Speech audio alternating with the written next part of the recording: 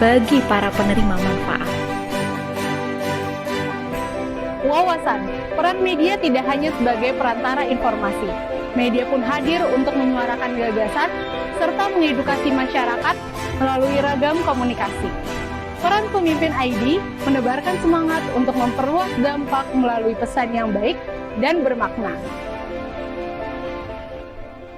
Indonesia dititipkan Tuhan sebagai bangsa yang majemuk. Gotong royong mutlak menjadi identitas kita sebagai bangsa yang berbineka.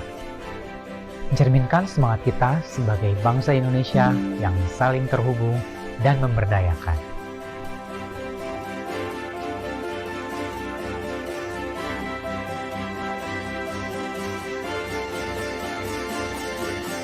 Pemimpin.id hadir untuk kamu, untuk kita semua. Melalui peran serta kolaborasi antar pentahelix, kami percaya semua orang bisa berdampak baik. Masing-masing dari kita dapat menjadi bagian dari menciptakan ekosistem kepemimpinan yang lebih baik dengan belajar menjadi pemimpin yang efektif, inklusif, dan memberdayakan. Mari tumbuh bersama, mari berbagi peran untuk Indonesia.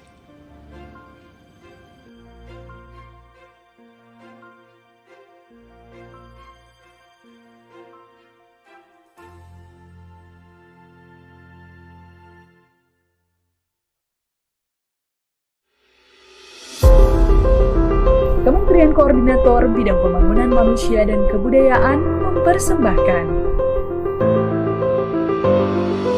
SDM Unggul Indonesia Maju. Bukan mimpi, Indonesia bisa menjadi negara adidaya dunia. Bukan mimpi, Indonesia bisa menjadi negara besar dengan ekonomi yang kuat dan memiliki teknologi yang super canggih. Semuanya dimulai dari 3 misi Presiden Joko Widodo 2020-2024 soal peningkatan kualitas manusia Indonesia, pembangunan yang merata dan berkeadilan, kemajuan budaya yang mencerminkan kepribadian bangsa, sebagai landasan utama menciptakan sumber daya manusia yang unggul menuju Indonesia maju.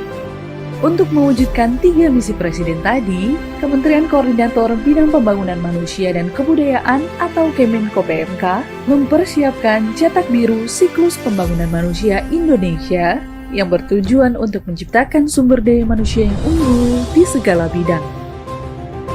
Semuanya dimulai dari fase prenatal dan ASI atau 1000 hari pertama kehidupan.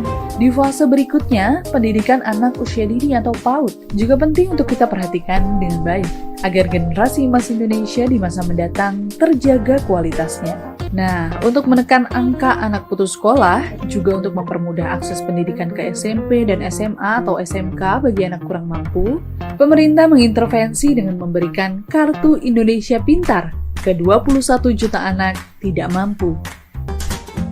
Dan saat ini pemerintah telah memperluas cakupan Kartu Indonesia Pintar hingga ke mahasiswa dengan menerbitkan Kartu Indonesia Pintar Kuliah.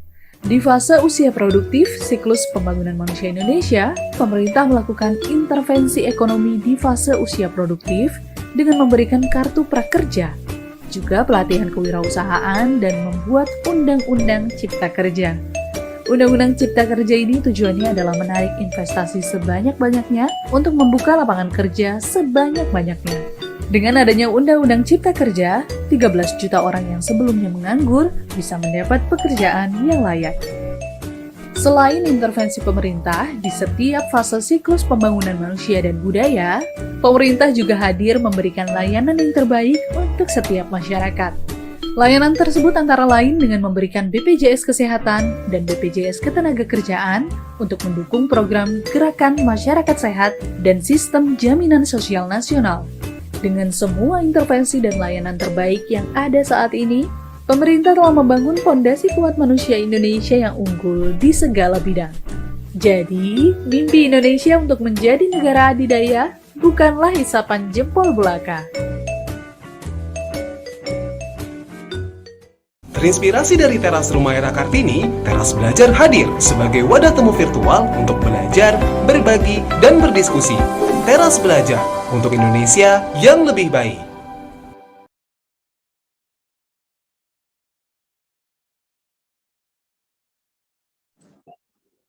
Assalamualaikum warahmatullahi wabarakatuh. Om Swastiastu, Namo Buddhaya, Salam Kebajikan, Rahayu, Shalom. Hello, good Recording evening in everyone. progress. Welcome to TERAS Belajar ASEAN Youth Leading Series that collaborate with Ministry for Human Development and Culture of Republik Indonesia. Let me introduce myself.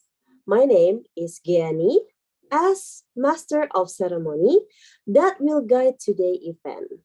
Thank you to all teman belajar that joined through Zoom or YouTube for today's event. And for your information, for those of you who have just joined Teras Belajar, we usually call and refer our participant as teman belajar. Okay, so before we get to the main event, let me know where do you guys come from. Okay, I wanna know where do you guys come from. I wanna know what's your story today, what's interesting about your city, and how's your feeling tonight. I personally come from Jakarta and I'm feeling excited today to guide the event for all of you. And what I like about my city is that I can eat many delicious food. I like to eat. I want to know, what do you guys like about your city? Okay, I can see there's from Sulawesi Utara. There's also, oh, Medan, Mamuju, Makassar. Oh, there's also someone who came from Manila. Hello. Tangerang, Binjai, Bone. Okay, there's so many people from all different culture, from all different places in Indonesia and even ASEAN that joining us tonight. So exciting. Okay, but wherever you guys are tonight, I hope we have the same energy, we have the same excitement, we have the same happy thoughts to learn from today's sessions. Okay, but before that, I want to inform all of you that today's session will be conducted in full English. But don't worry, okay, because there is an Indonesian interpreter available. So if you would like to listen in Indonesian or Bahasa, please do follow the instructions in the image below. If you are joining through PC or your laptop, first step, you need to click on the interpreter option next to the share screen. And then you can click on the Bahasa or Indonesian language options. And there you will have your very own interpreter that will help you to understand the language better. And what happened if I join through handphone? Don't worry. The first, click on the more options with the 3 dot symbol. And the second, click on the interpreter options. The third step, click on the Bahasa or Indonesian options. And next, click on the mute original audio options and then done. You will have your very own Bahasa interpreter. I hope that if there's anyone who is experiencing difficulty, please do chat or ask below in the Zoom chat.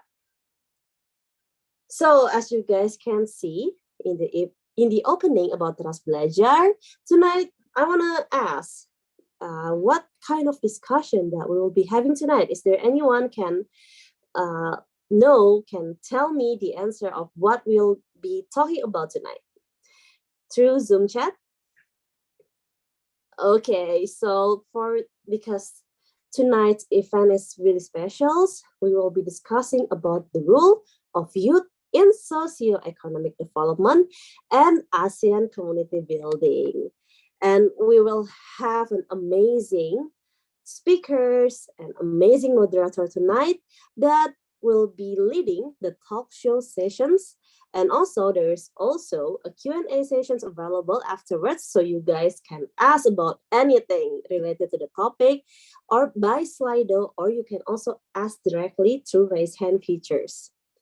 And I have to inform you that in this session, we have a lot of prizes. Yes, we prepare a lot of prizes for you.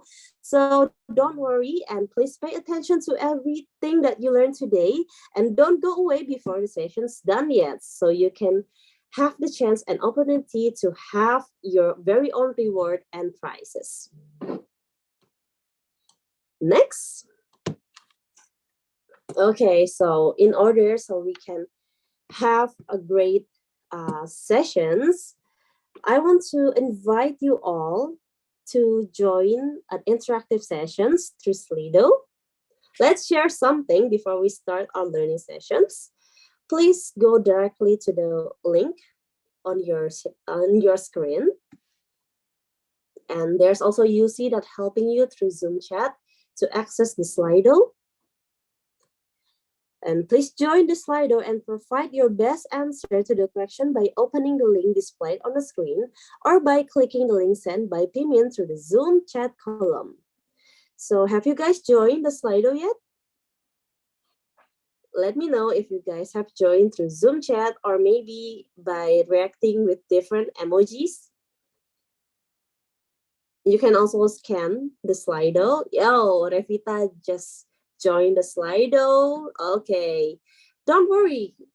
We no need to rush. We will be waiting for you. There's some of the questions that are provided in the Slido that needs to be answered regarding for tonight's sessions. Okay, please do join the Slido and provide your best answer to the questions. Oh, there's also someone joining from Philippines. There's also from Vietnam. It's so happy for me to greet all of you here. Okay, I can see that people are joining. Hello, GP. Okay. Okay.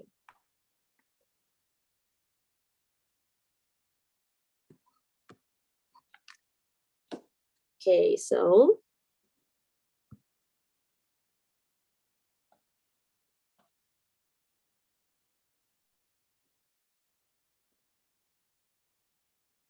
okay, let's start from the first questions.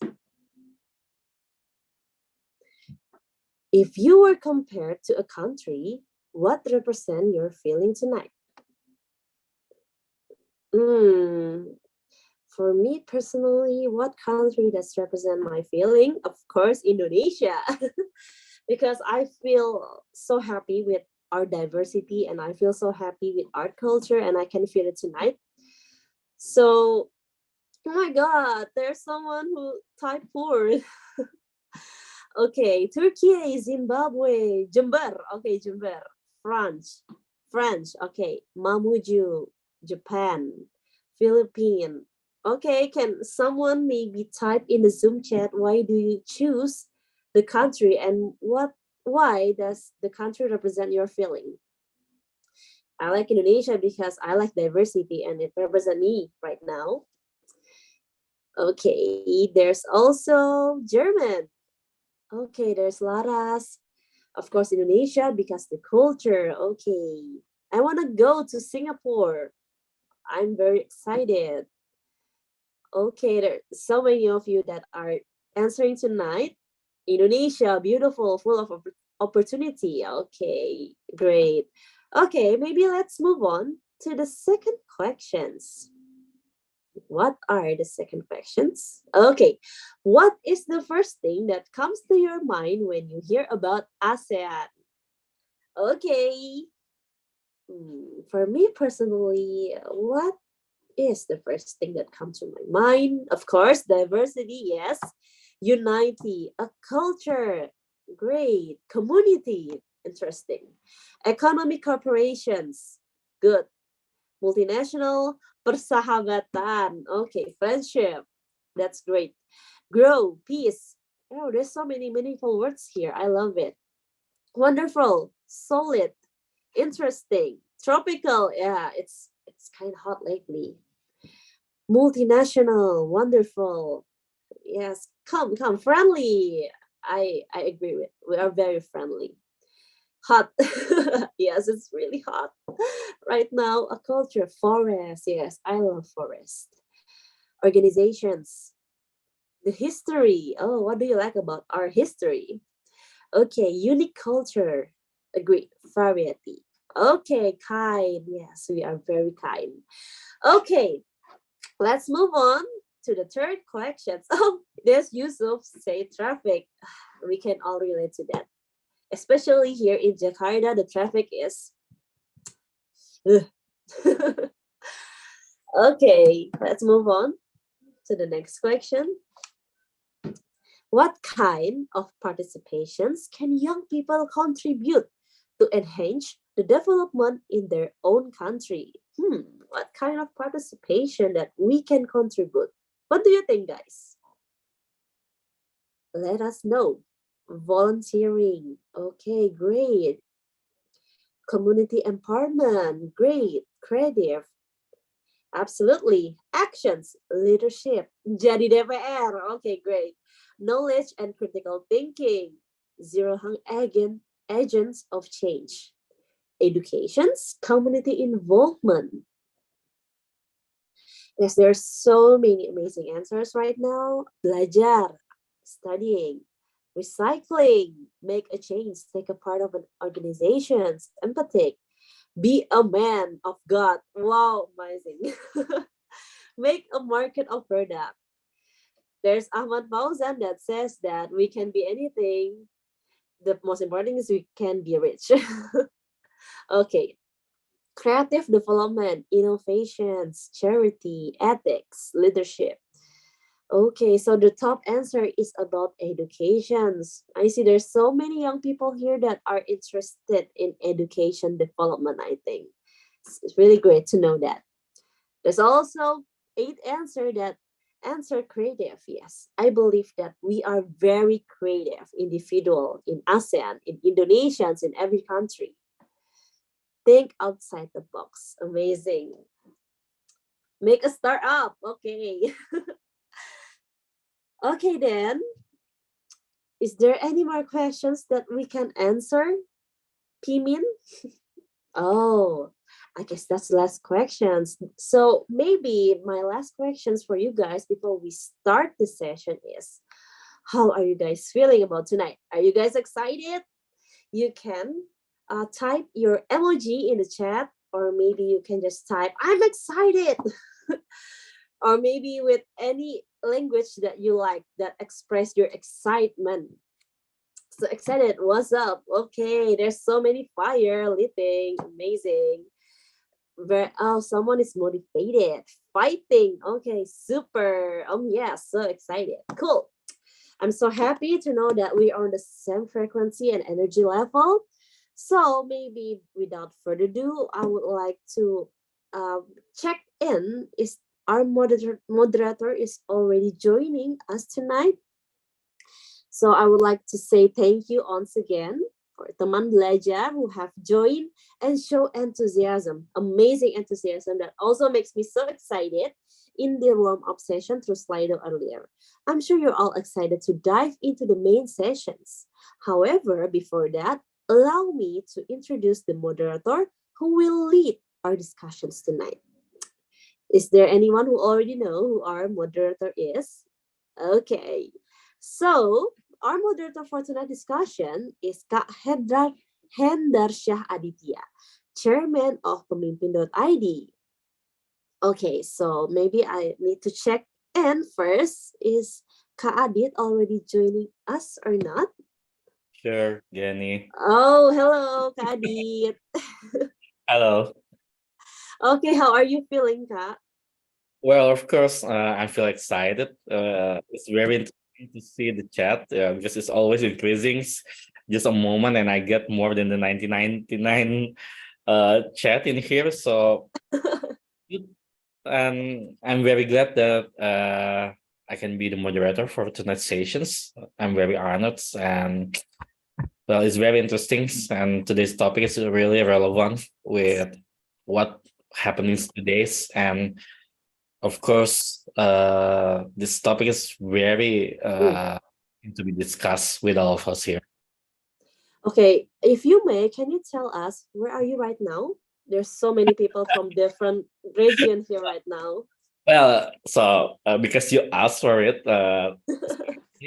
currently I'm in Bali. Ooh. In Bali. So just today in the morning, I took my flight to Bali. But the interesting things is I went to Bali through the farthest route. Oh, So because there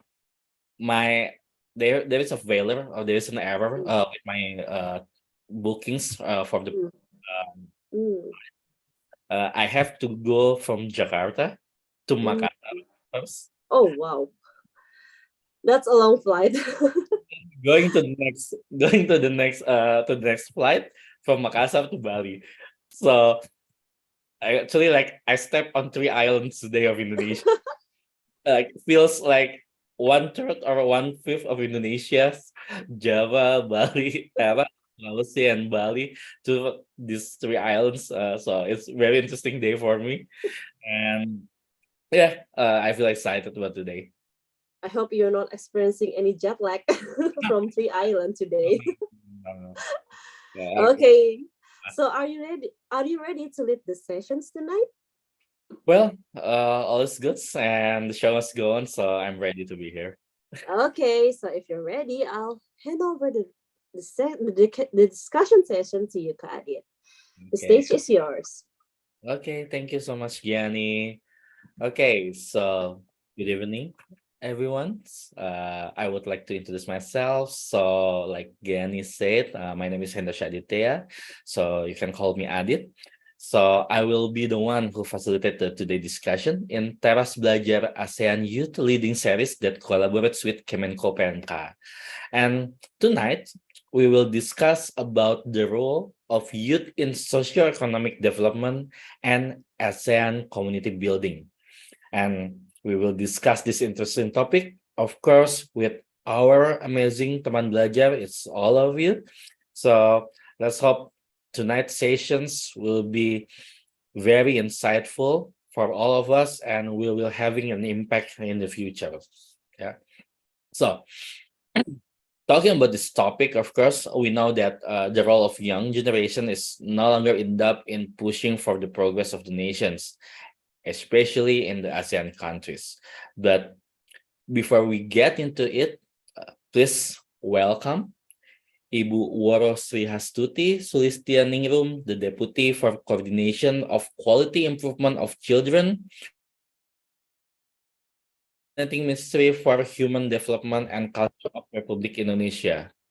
So that will open our discussion today.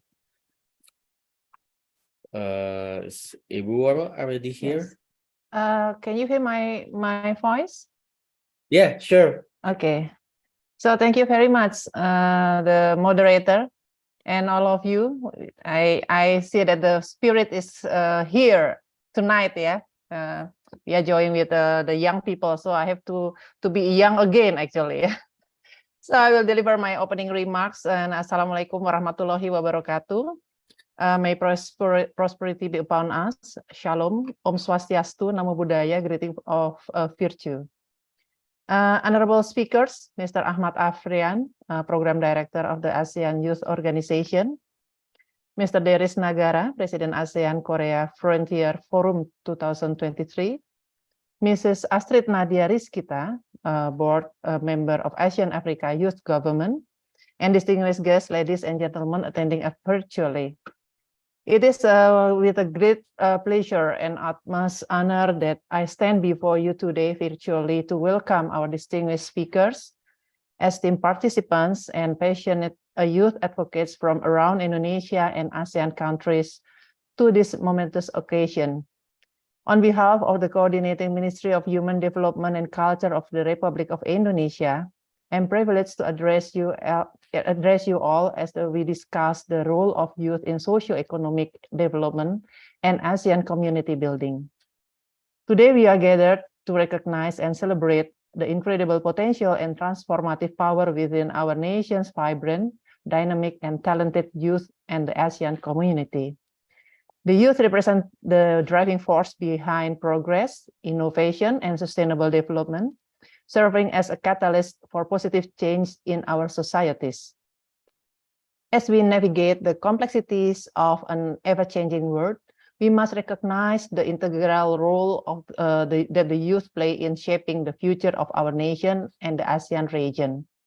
Their energy, passion, and fresh perspective hold the key to unlocking solutions to the most pressing socio-economic challenges we face today. All respectable participants, youth empowerment and engagement are not merely desirable but essential elements for achieving sustainable development goals and fostering an inclusive, prosperous, and harmonious ASEAN community. By empowering our young minds, we invest in the leaders of tomorrow, nurturing a generation that will build bridges, cultivate dialogue, and foster cooperation for a brighter future.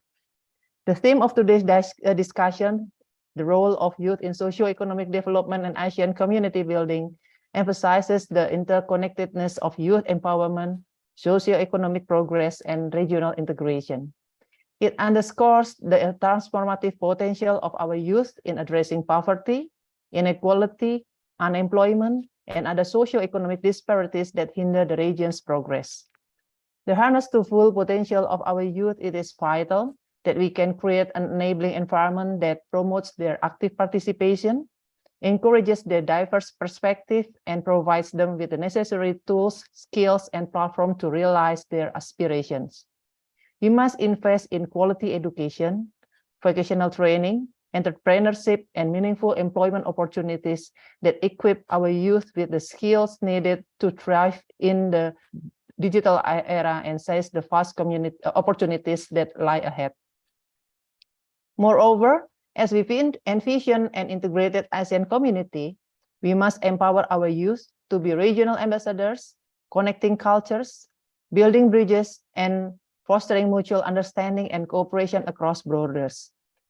They are the future leaders and change makers who will contribute to the realization of the ASEAN Community Vision 2025 with an emphasis on people-centeredness, inclusivity, and in sustainable development.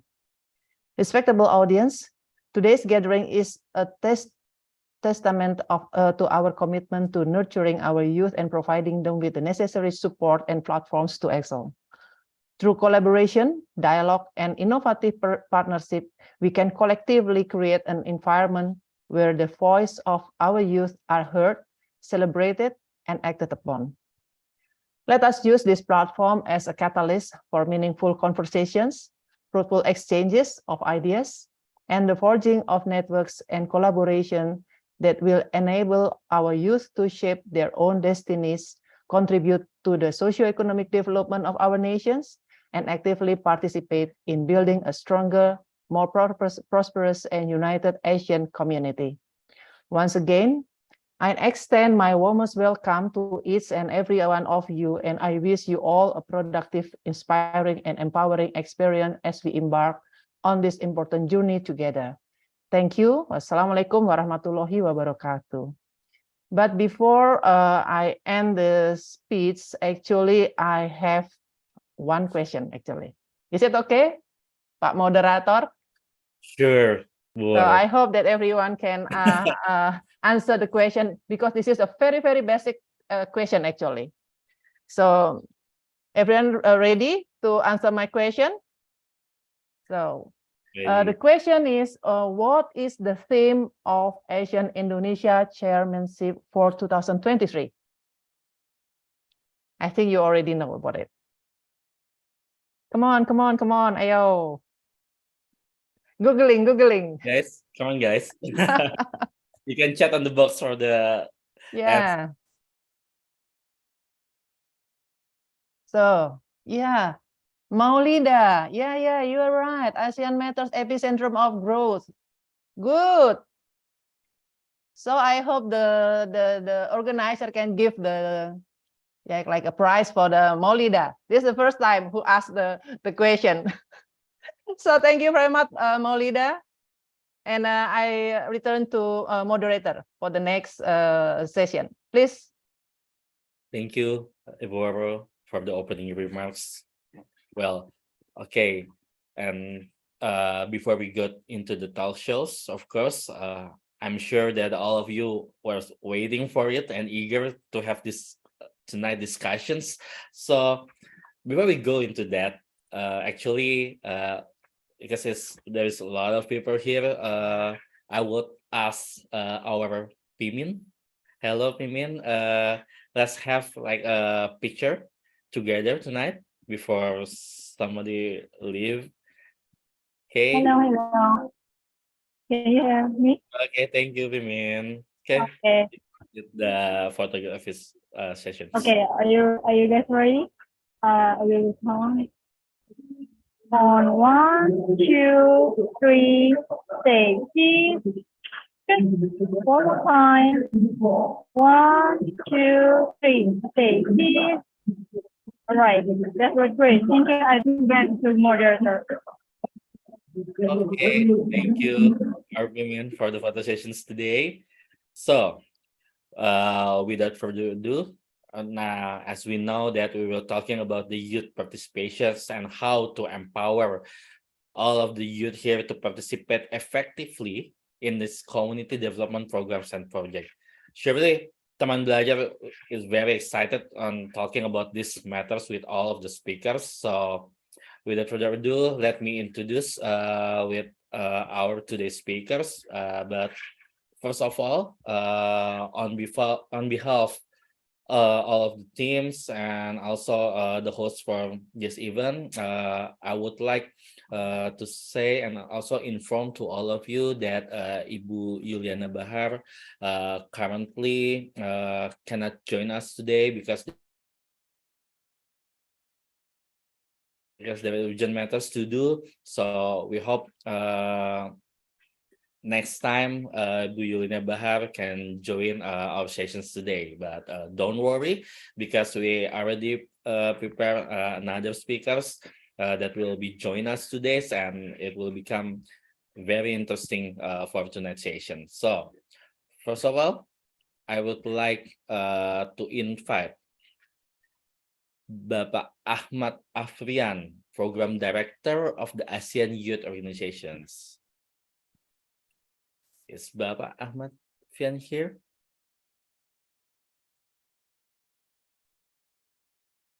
Hi, hello, Mas. Am I Hello. audible? Yeah, sure. I can hear you. So actually, so how I should call you? Is it called Pak Ahmad or Pak Afrian or Mas Ahmad or Mas Afrian?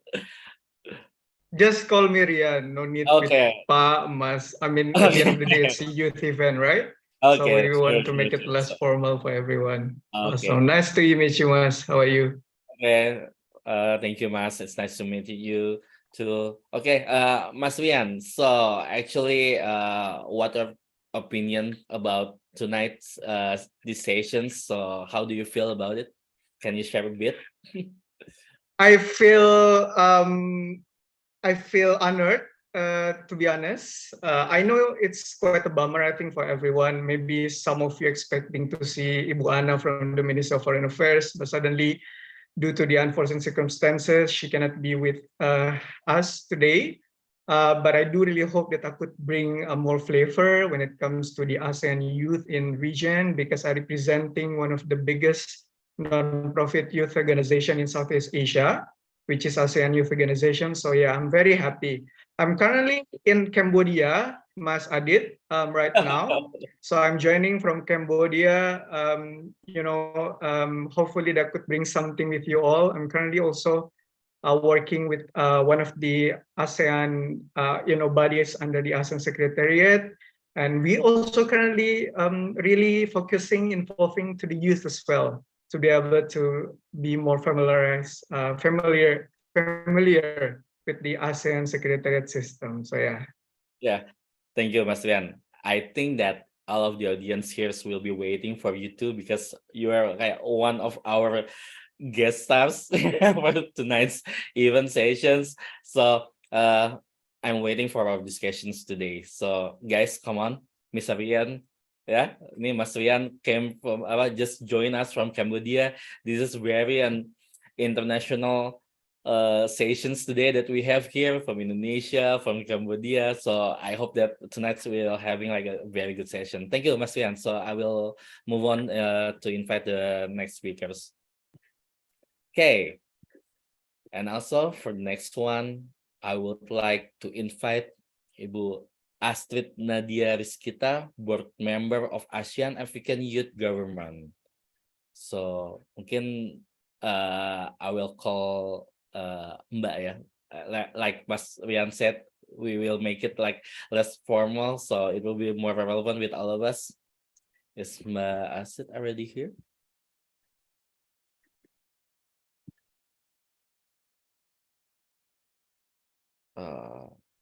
Halo Mbak Astrid. Yeah, am I audible, Mr. Yeah. Moderator and Chairman? Sure, Mbak Asit. I can hear your voice clear and loud.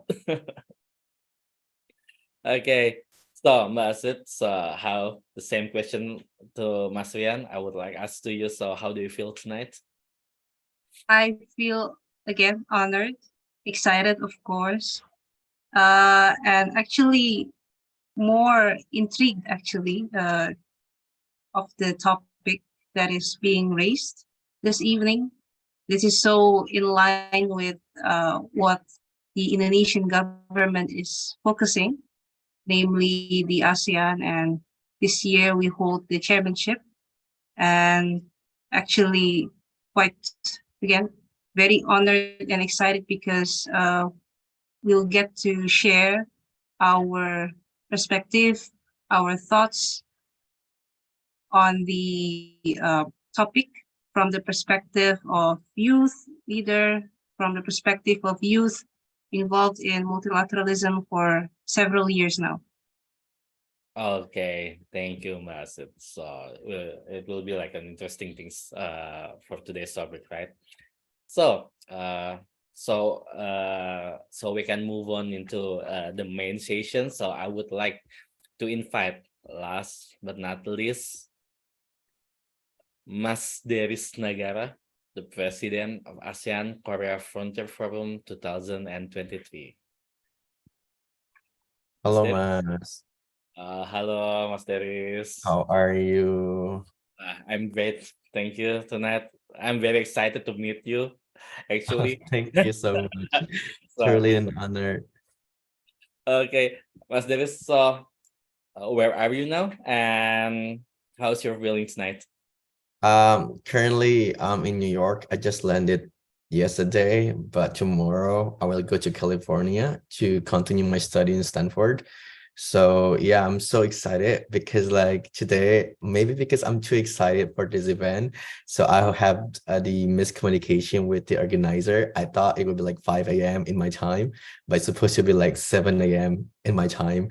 So since I had jet lag and it was like, oh God, it's 5 a.m. and it's turned out it's like 8 a.m. in my time. So that's a moment that I feel like, oh, maybe I'm too excited for this event and truly honored to meet all of these amazing speakers and also the organizers and participants. So I'm truly happy and extremely grateful to be here to share my insight and my knowledge about the ASEAN. Thank you, Mas David. So it's also our honor to have you here. We're happy to having you here, and of course, like I said before, it become more global. Mas Rian is in Cambodia, and also you're at New York right now, right? So Yes, New York. this will become like a very good sessions, and also I hope that you have enough rest before today's sessions.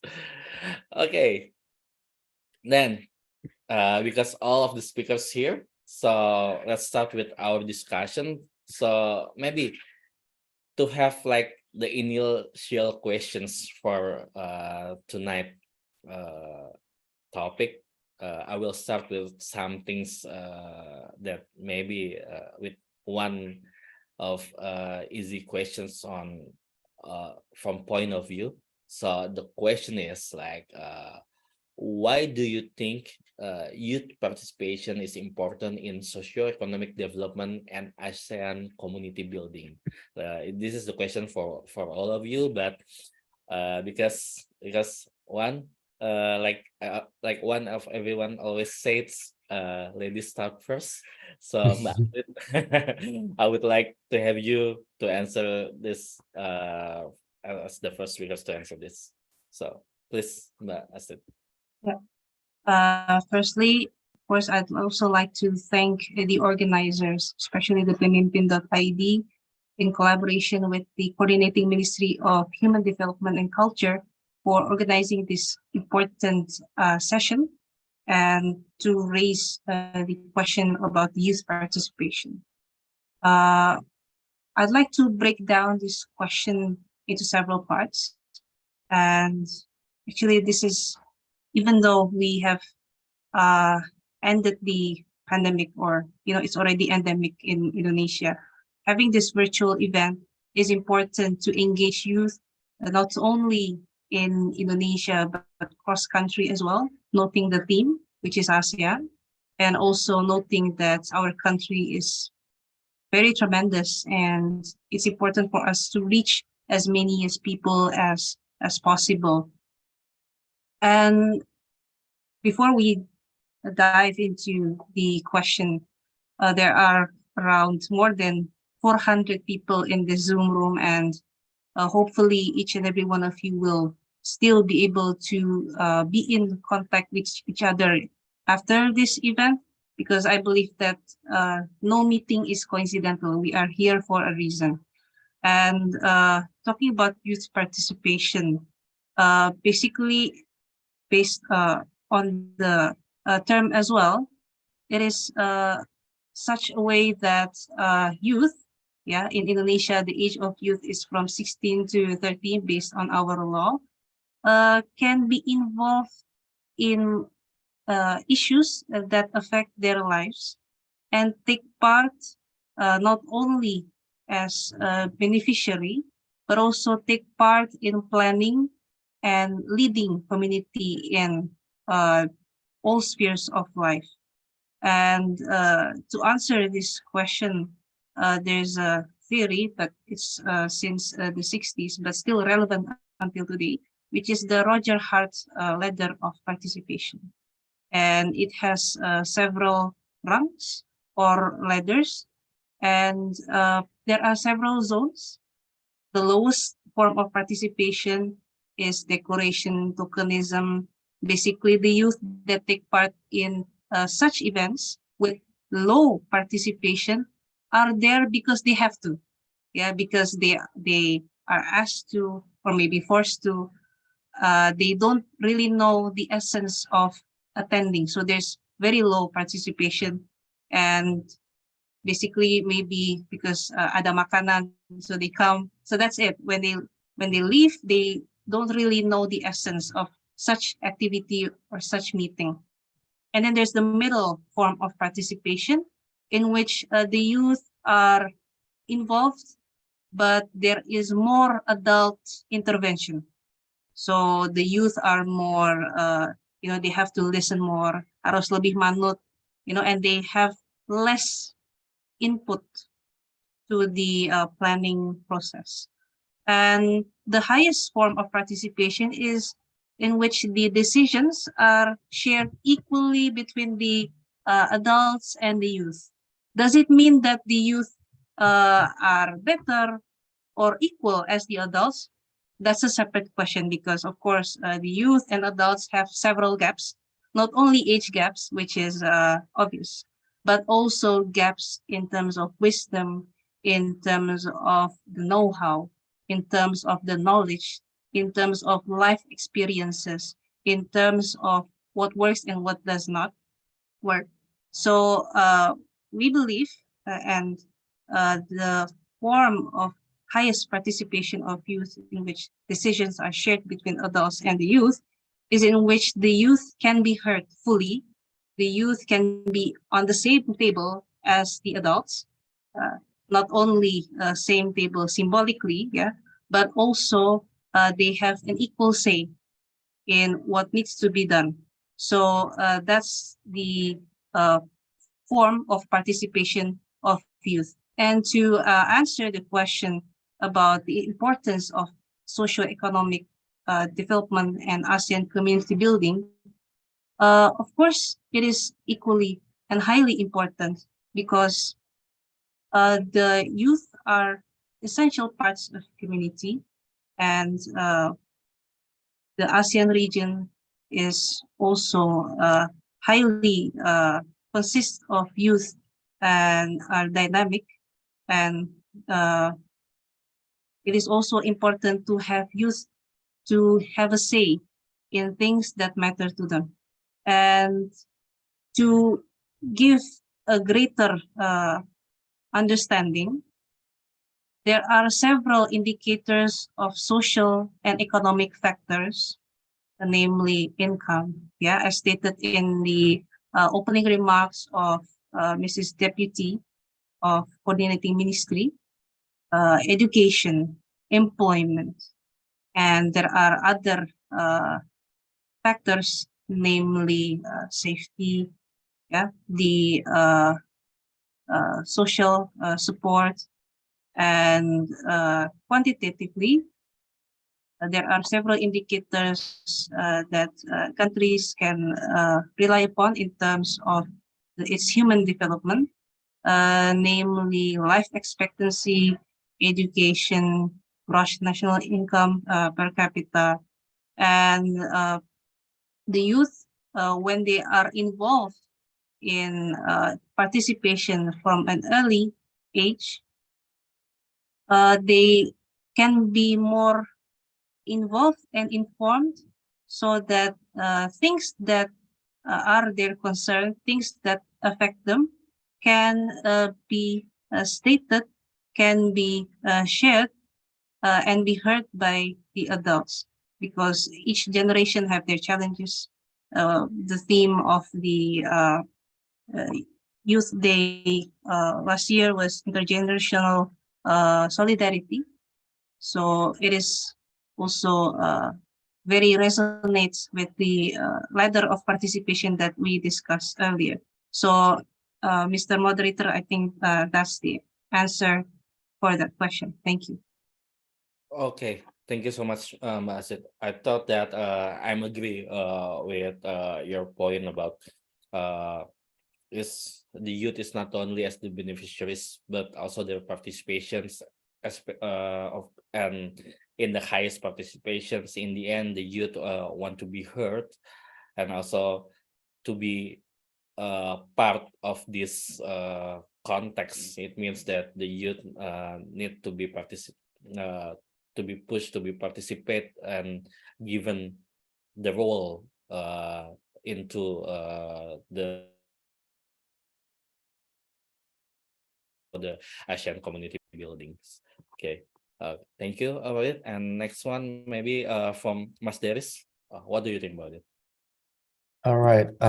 First of all, I would like to say that youth participation is very important in building a social economic development or other development area, because as we know, the youth are the future leaders and the youth are the next generation that have to be recognized, fully heard and listened, and also mainstream by all the sectors, especially for the older generations and the governments.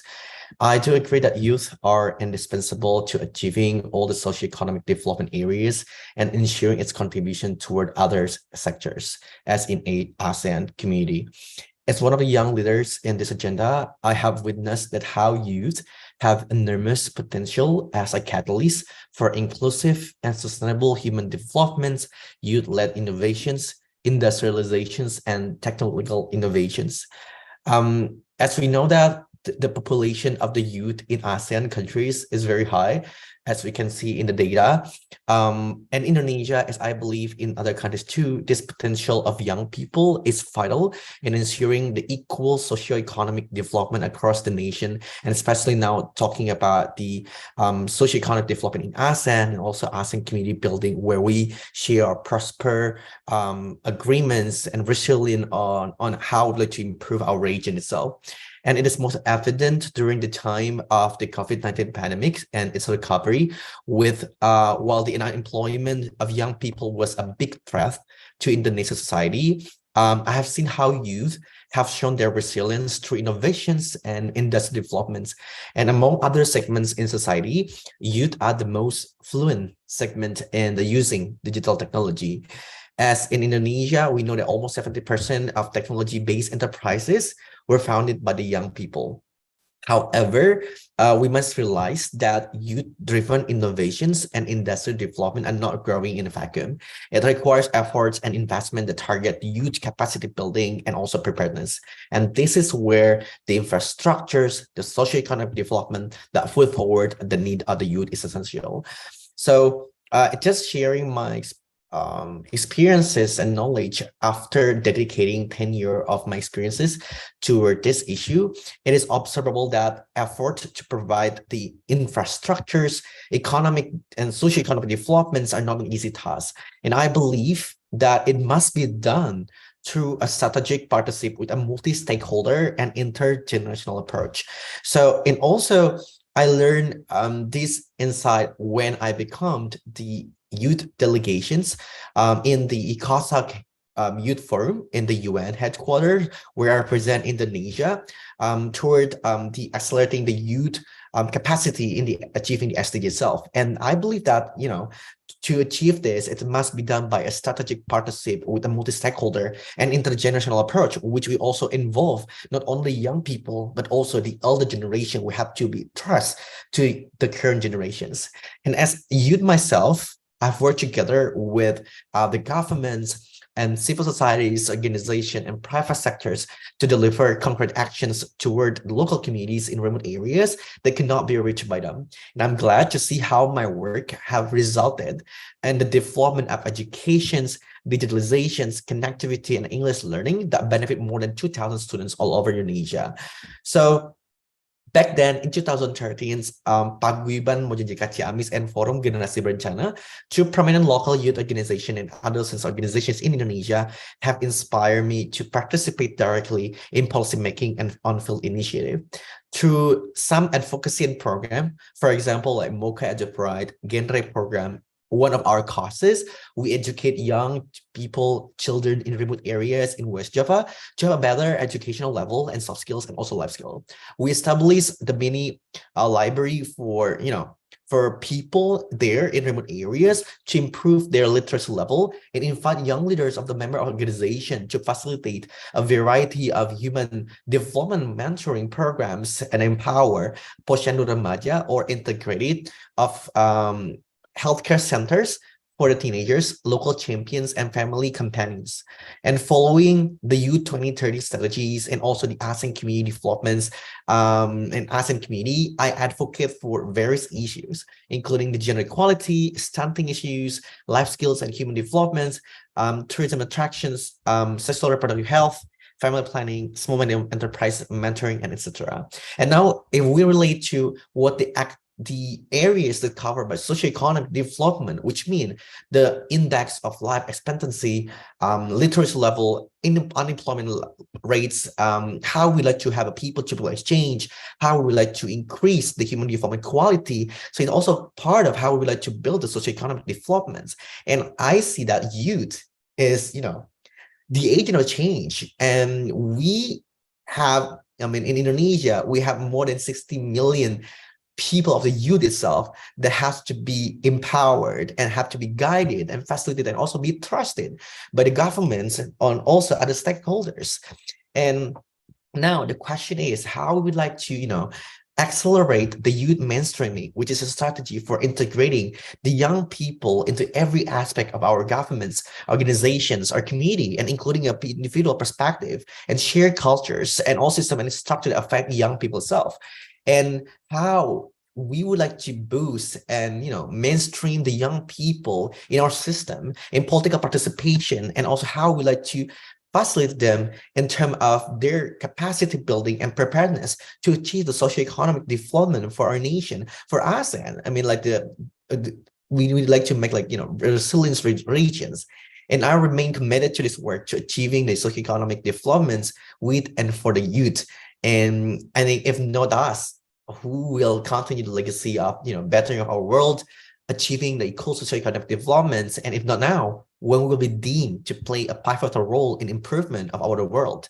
And the last thing I would like to say that every other youth, every single soul of the youth has to be recognized. We need to raise the voice for the voiceless, and we also need to listen to their voices, to our voices, have to be recognized, to be heard, to be listened. and also need to take an action. What kind of further action that we like to do for our youth, because we are the next generations that would like to lead our world. I think that's the most important thing that I would like to say, that perhaps describing how important the youth participations in ensuring the economic, socioeconomic developments, and also how to achieve the ASEAN community building itself, the sense of ASEAN centrality, the sense of ASEAN identity, one ASEAN vision. Thank you. Okay, thank you so much, Mas Davis. I think you really incorporate how the importance of the role of the youth in for this community development and also for the socioeconomic development in ASEAN. So I think that all of you what you've mentioned about like the integrations, about how the multi-stakeholders should join with this process, and also how the voice of the youth has to be driven more, and how it must be supported to accelerate all of this process.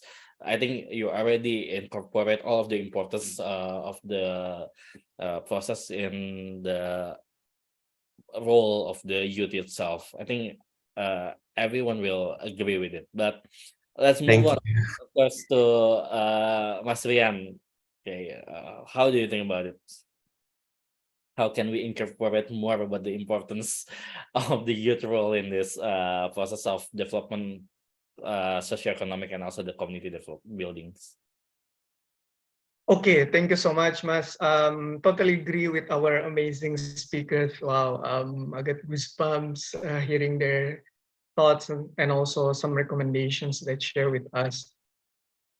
But I think before I touch and answer the questions, Mas, allow me then to ask to all of the audience, because we're talking about ASEAN youth. May I also request to all of the audience here, can you please share with us, do you know what is the age bracket in ASEAN?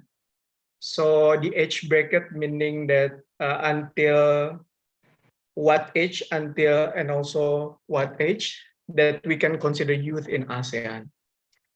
Maybe same like in Indonesia, we consider youth between 16 until 30 perhaps, or maybe there are other numbers circulating in your mind. Can you please type write down on the Zoom chat box right now? I'd like to know. So okay, 18 until 30 maybe. Okay. Oh, someone said they cannot hear my voice, so am I audible? Just want to make sure. Sure, you're audible. All right, awesome. 18 until 30, 17 until 35, 17 until 30, 16 until 30, and someone said 15 until 35, right? Awesome. Okay, so in ASEAN, as of now, we recognize youth between 15 until 35. So congratulations for those of you already know, and good luck for you to research more and explore more on this age bracket. Because by this, I think it's also important for us to understand that in specific organizations, maybe for example, Mbak Astrid representing the Asian youth, if I'm not mistaken, they have their own age bracket. But when we talking about the ASEAN as of now, in the official document, we divide and also categorize youth between 15 and 35. It's only like a trivia for everyone. So I still remember Mas Moderator, Mas Adit said that let us start with that really heavy question. Actually, when you say why, for me, it's a very deep question, because the reason why it's why, a lot of homework need to be done, It can be seen not only in Indonesia, but across the Southeast Asia countries, and I believe also in all over the world, because I'm currently also part developing the youth toolkit related to meaningful youth engagement with UNESCO headquarters. So we really think that we face so many hierarchical structures when it comes to meaningful youth engagement, especially when it comes to these Southeast Asia countries. So if you ask us the reason why, we need to have meaningful youth engagement. I totally agree with other speakers, if I may add. Definitely, it is our fundamental right. So I'll start with right. Can you imagine if you already know that your right is taken away, but with someone or maybe some organization in this world? Are we all only, be silent and do nothing? I do really hope that we not do that. Instead, we are doing something to making sure that our right is fulfilled, right? And also exercise well in this world. So meaningful youth engagement is a prerequisite to ensure that young people and our structures can, be able to really exercise and also fulfill this right. So it is definitely a process for us to empower and enables us as youth to understand, to realize, and also to claim our rights. And also it is a learning process for the adults as well and for the other stakeholders.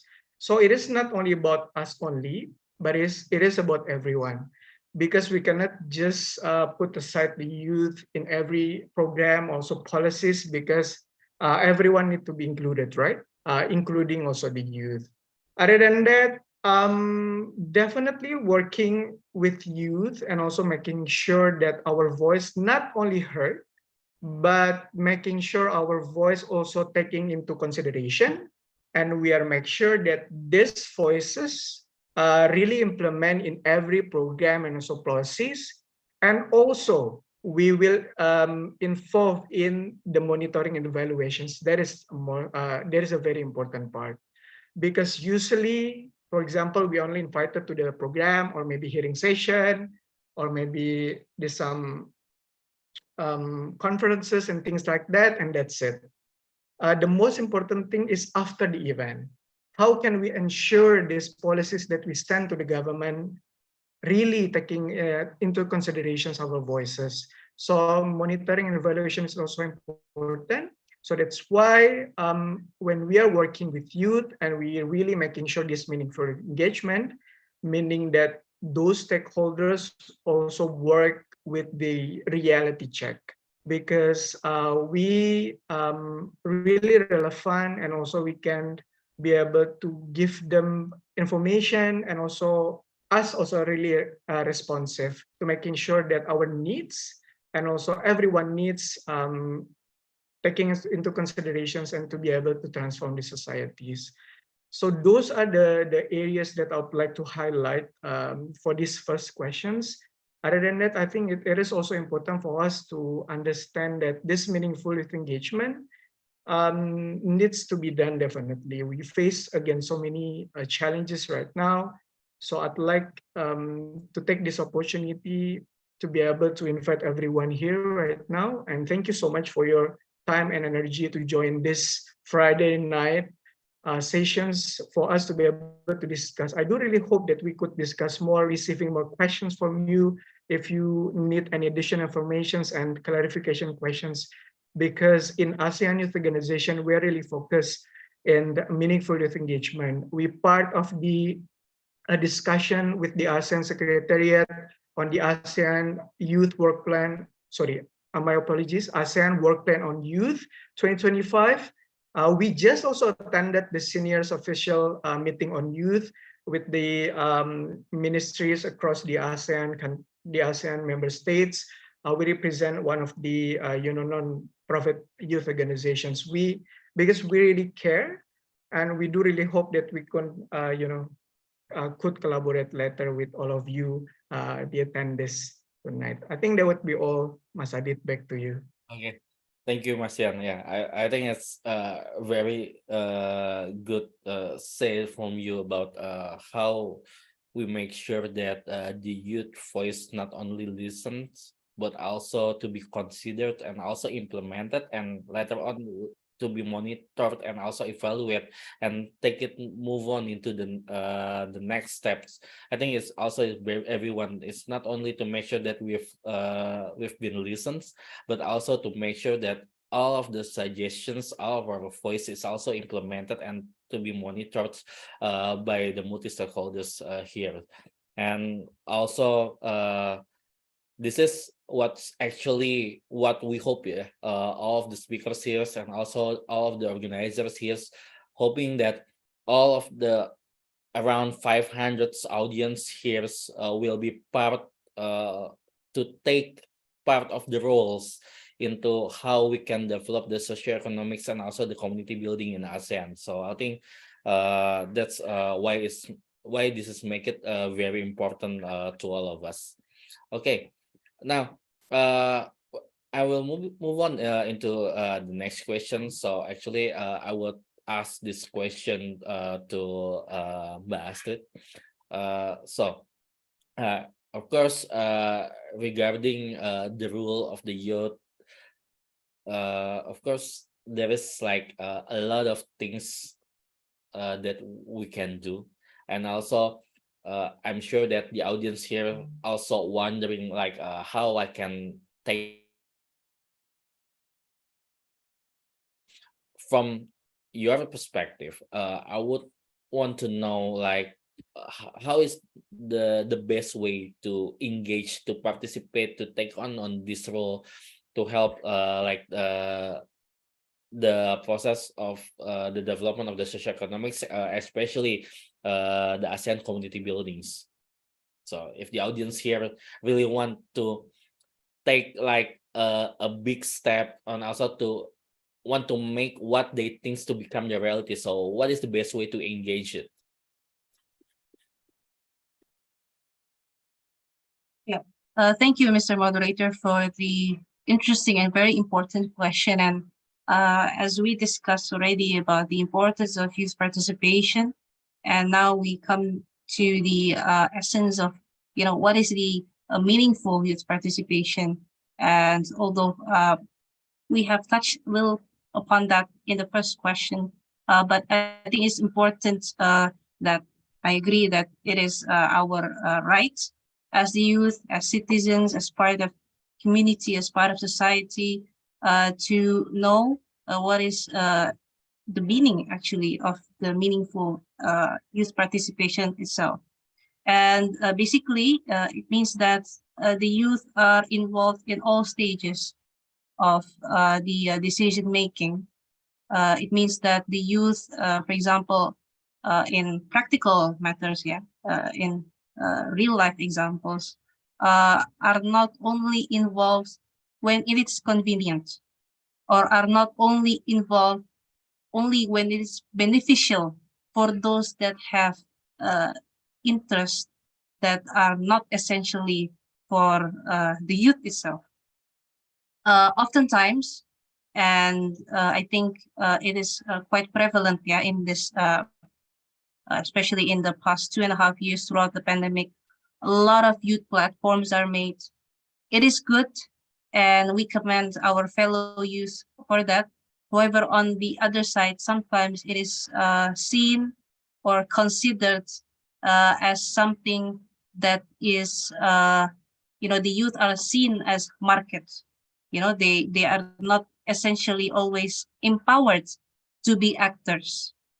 So we have belief, we have a principle that essentially a real young leader can give birth or can give more platform to other youth leaders, not followers. And in the context, of domestic politics in countries that will face elections, just raising some issue on that we need to discern those that have the best interest for us as youth, and those that only make use of us as we have a big demographic of youth.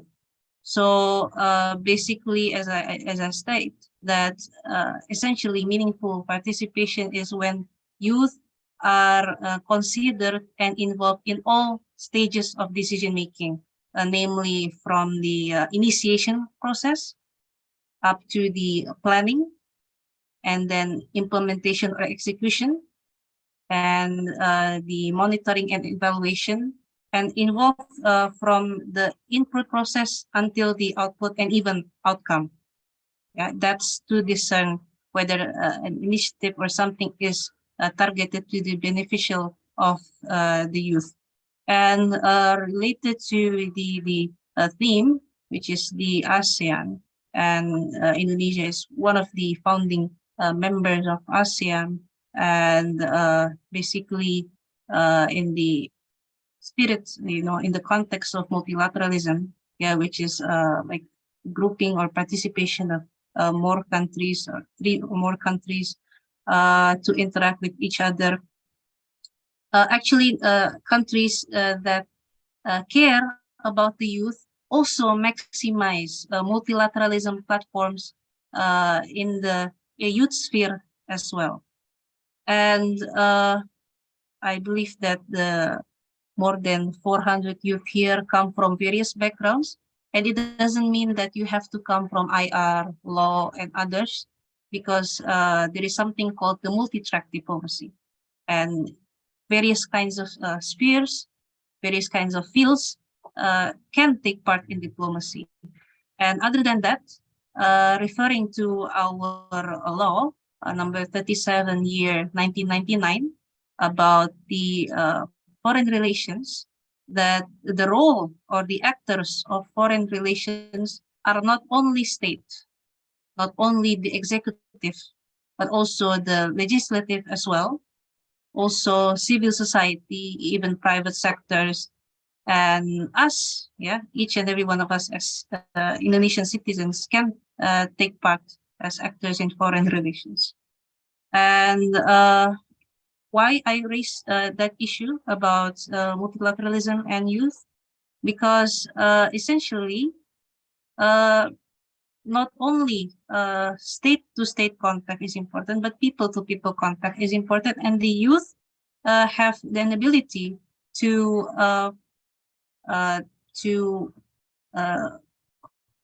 reach more people, regardless of the limitations and the formalities behind it. And with regards to the pillars of ASEAN, namely the political, the economic, and social cultural, it is also important to involve the youth in such processes. So if the way to engage youth in meaningful participation is to provide platforms for youth, we need to enhance the existing platforms and to build platforms that enable youth to interact in the multilateral context, including the ASEAN. Especially this year, Indonesia is the chairman of ASEAN. It is important for the state, for the government of Indonesia, to empower the Indonesian youth to interact more in that regard with the youth of ASEAN in those pillars. And for example, we recall the last year's chairmanship of G20. It could be done in that regard as well, because different ministries, different institutions also take part in various conferences of ASEAN. So it's important to involve the youth more actively in that as well, and also to maximize the existing platforms of ASEAN, namely our esteemed speaker here, our colleague. It's always a good example to give more platform to them. And also for the seniors or the adults already in those fields, in professional field of, for example, the ASEAN, be it ASEAN Secretariat, the Ministry of Foreign Affairs, and even other executive institutions in countries, namely other ministries, because again, it's a multi-track diplomacy, to give more platform and support and mentorship to the youth. We have, for example, I think a few days ago, the event of ASEAN, in which our Deputy Ministry of Youth and Sport gave a speech. So it's one of the examples as well, but perhaps try to make it in a way that the youth can actually give impact For example, each country train the youth to be more adept, to be more skilled in diplomacy, to promote their country in a better way, and to present to their seniors in government, in private sector, in academia, to, for example, pitch their country as if they present it to audience from, let's say, Cambodia. What makes Indonesia interesting? Or they can also role play. They can act as if they are from the Malaysia, and have to pitch to the audience as if they are from, let's say, Singapore. What makes their country interesting for Singapore? We do have in the youth sphere popular platforms, namely model simulation meeting. So it could be more focused and more innovated, such that it meets the needs of our seniors in government, in the industry, in the academia, that it can be more beneficial, not only for the youth in terms of learning, but also the needs of the government and the market as well. And for example, the youth that can perform well in such instances can be involved in those institutions. And this is something that more active countries in diplomacy do. They train a step ahead, not only simulation, but also practical terms. So that is something that I can share in terms of meaningful youth participation. Thank you. Okay, thank you so much, Astrid. I think it's a very thorough answers, and I think that it will be clear for all of the audience here about how they can engage more into their role for the socio-economic development and the ASEAN community buildings. And also, I also take notes how like the best engagement is how the youth can participate in all stage in the decision-making process. And also you mentioned about how the seniors could increase the youth capability by doing some mentorings and other things to increase the capability of the youth, to give them the opportunity to can access their roles into making it more accelerated. So thank you for the answers, Astrid. And also I hope the audience got the main points from what the Astrid says. Okay, now I will move on into the next questions. I think this question is for Mas Deris, and I think all of you have already mentioned about these questions, but I want to dig in deep a little more about this. So the question is, how can the youth can find a meaningful role in this society of development in the socio-economic and also the ASEAN community building? I think Mas Deris, of course, from the last questions, you already share stories on how you're doing it. I think that you've met like a lot of challenge during the process, and I think that the challenge that make you can elaborate more, and the challenge that help you to find the meaningful role on that point, on that kind of points. And I think that also why we can, I think everyone will agree that we can feel like your patience about these topics regarding it. So could you share more about how to find this meaningful role in the society regarding it? I think that every youth want to be having this meaningful role in the society, but I think that a lot of youth still wondering how I can doing this, how can I be like Mbak Astrid, how can I be like Mas Deris, how can I be like Mas Rian, who really practically is in all of those stage of decision making in the development and the building of the community in ASEAN. All right. Thank you so much for the questions. Yeah, actually, I already explained how I engage with the youth empowerments, community organizations, etc. That reflect and also describe how meaningful activities can be done by youth participations in some sectors areas. But the things that I would like to highlight more is that you need to believe in yourself and also finding the answers of two questions that has to be answered by you guys.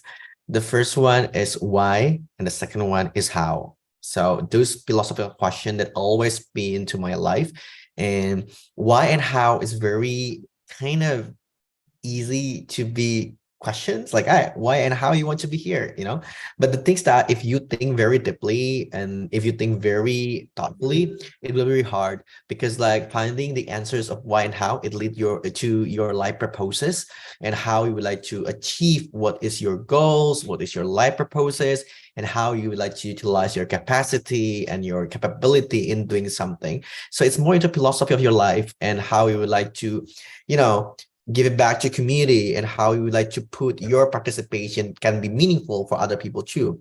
But in order to be, to empower others and to be engaged with the youth communities organization, first thing first is be aware of yourself first. So self-awareness, self-confidence, self-esteem is one of the way to find your purposes, your interests, your passions, and then it will be lead to how you would like to put and positioning yourself into some organization that might match with your interests.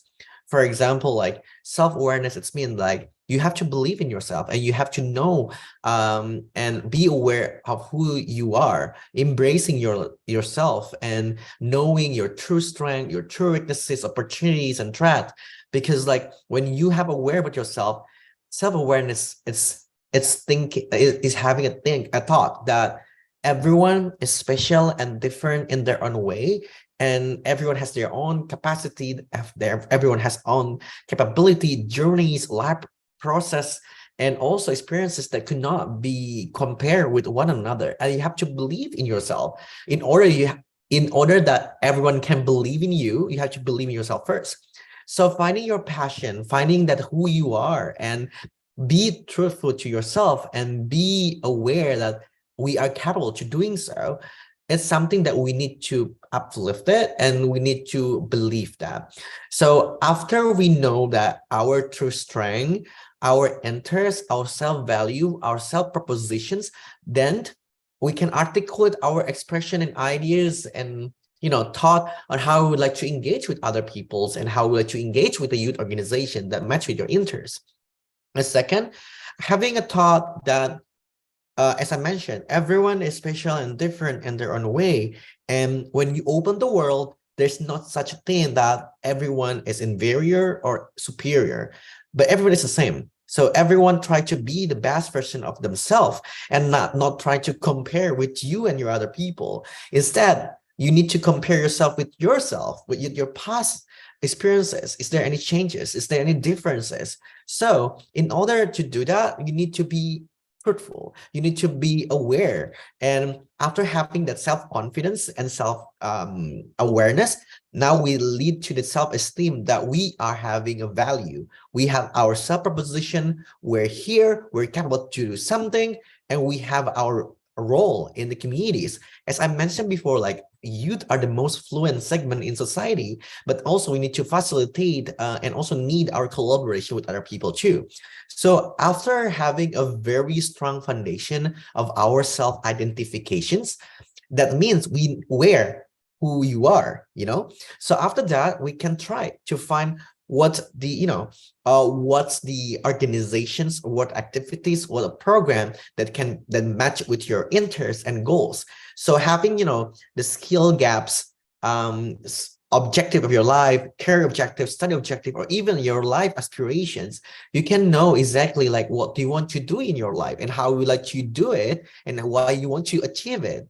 So give an example that I'm very active in youth empowerments and community development for more than 9 years. It's been like 10 years I've been doing this since our junior high school student. at first, I feel like that humanity and community developments, youth empowerment, it's really my thing, my passion. I would like to enrich the life of people, or in Indonesia, it's say like mencerdaskan kehidupan bangsa. It's always been my goals, like my end games.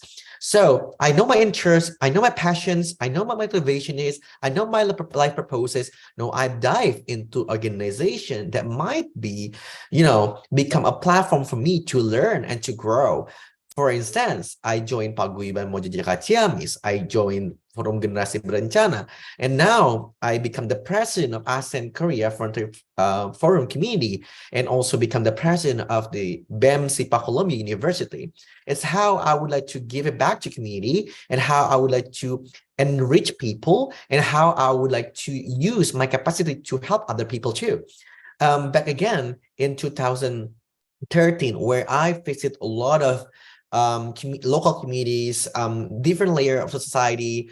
Even like I met a household with, a complete family, mothers, fathers, children's, youth, and you can mention every layer of society. And I give them kind of advocacy of social media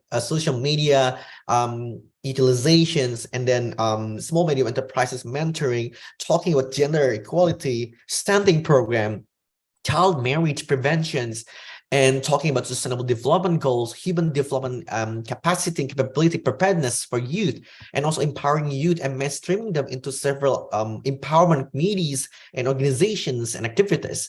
So, and then I started to build, mini library. It's called like, Taman Baca, and also Posyandu Remaja. It's been like a central of the integrated health center for the young people, adolescents, and also mothers and family companions. I work with them. I talk to them. I listen to their problems and also listen to their voices and be there for them. At least it's not the matter of how big, how small your impact is. At least you give a benefit. At least you give social values. At least you give an impact towards society.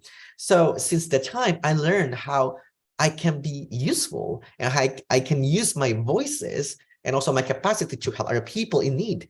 And then I started to doing the advocacy for education policy, education accessibility, where I travel from east until west of Indonesia, from Sumatra until Papua, together with Ristek and also one of the private companies, to directly give them an opportunity to learn English and what applications, and also how I would like to share with all the students all over Indonesia about the importance of education itself. So I motivate them and I also give something to them. And I'm so happy that my work have been, benefit for more than 2,000 students all over Indonesia, and also some universities at the time. And when I give something about it, and they said to me like, Kak Deris, thank you so much for giving me hope and dreams. Imagine like listening to their voices and looking to their eyes with full of hope and dreams. It make me cry in tears, and I'm truly grateful that I can, give something to them and be meaningful for thing like be a useful and be inspiration and motivation for them to achieve their goals and life purposes. And I asked them, what do you want to do if you have a proper educations? And they simply saying with a very clear and precise, I would like to help my community. I would like to help my parents. I would like to help my people in my areas to have more education, institutions, experiences, and also level. So it means they have their own goals, regardless about the infrastructures, the inequality of education, infrastructure, system quality, and etc. But they still have hopes. They still have, trust.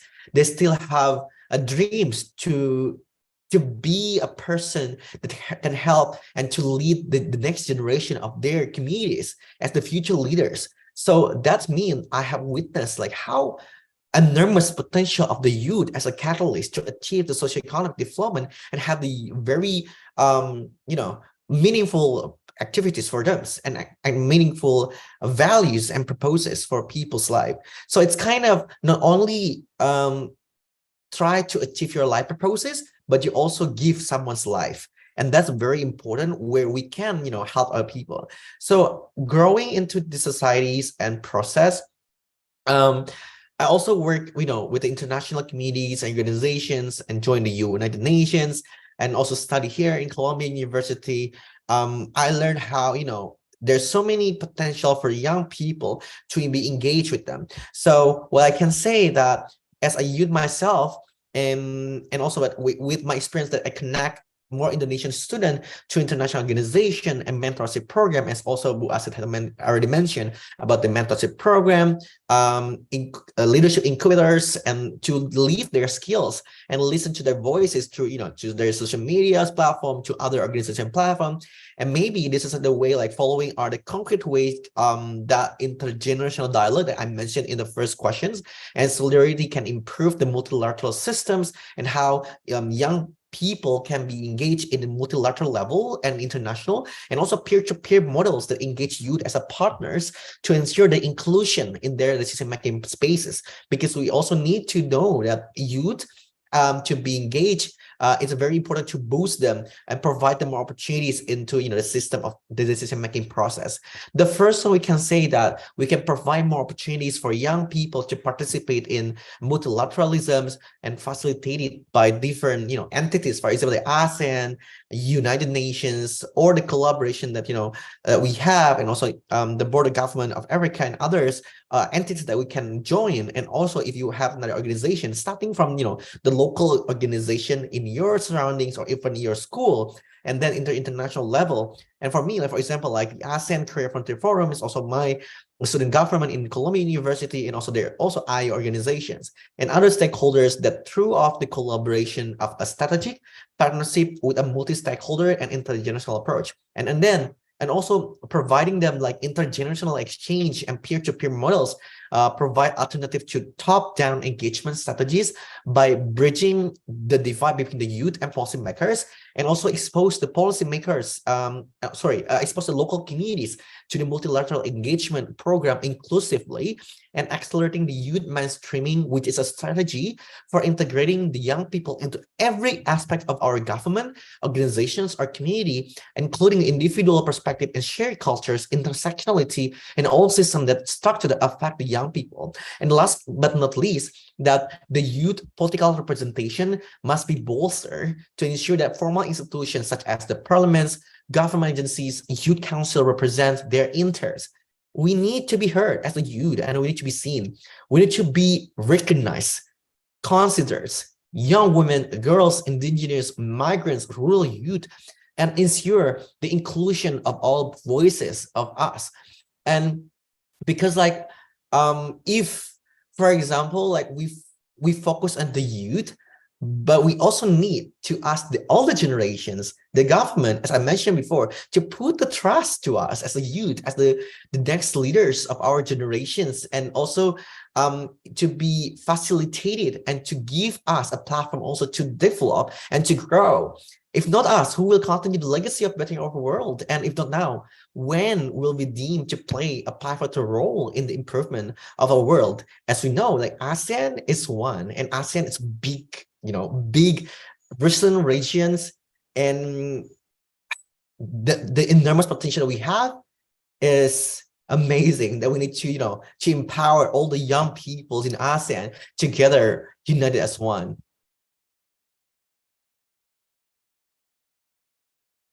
Oh, thank you. Okay, I think Kayanda is still mute. It's on mute. Oh, sorry.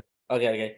Well, Mas Davis, I think that it's really warm. Well, it's really touched me in some of the point of when you're talking about like legacy, or I think that how the youth could be play more like meaningful roles, and how we cannot compare one of each other because everyone is unique, and I also agree with that.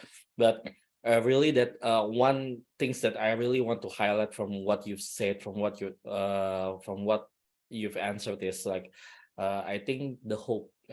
I think really what makes we move on currently until now, since the start of our journey, even to the all of audience here. I think what we want, or what make us still move forward and believe in what what we can do in the future is the hope. I think the hope that we have within ourselves. I think regardless of the age, even if like you are the youth or you are the senior, I think that every multi-sectors in here are having hopes within themselves, and that hopes that make us move, that make us going through all of this journey to make everything happens. Thank you so much, Mas Deris. Okay, we'll move on into the next question. So of course this is question for Mas Rian. So the question is like how to be in line between the youth participation and also the adult participations or the senior participation in the socioeconomic development and the ASEAN community building. Of course, from the last two speakers, they already mentions regarding these questions, but I want to know from your point of view how to make it more in line between the senior and also the youth, to be like Mas Devi said and also Mas Aziz said, how to be connected, how to it will be integrated to become like one united power that will give like more multiplier impact in the futures. Sure, thank you so much, Mas Adit. I think I'd like to echo what the previous speakers already mentioned. The intergenerational dialogue and cooperations need the values of respect and trust. So meaning that I'd like just to give some recommendations and comments based on my own experience because it reminds me when I led the intergenerational dialogue last December representing ASEAN Youth Organization. It was like an event between ASEAN and also the United Nations. So we had this workshop and I led this intergenerational dialogue between the high levels in ASEAN and also some youth organizations that invited to this meeting. So based on my observation, it should be, collaborations between these two entities. We need to prepare ourselves, the youth, but at the same time, the stakeholders could be adult, also the government, non-government institutions also need to prepare themselves.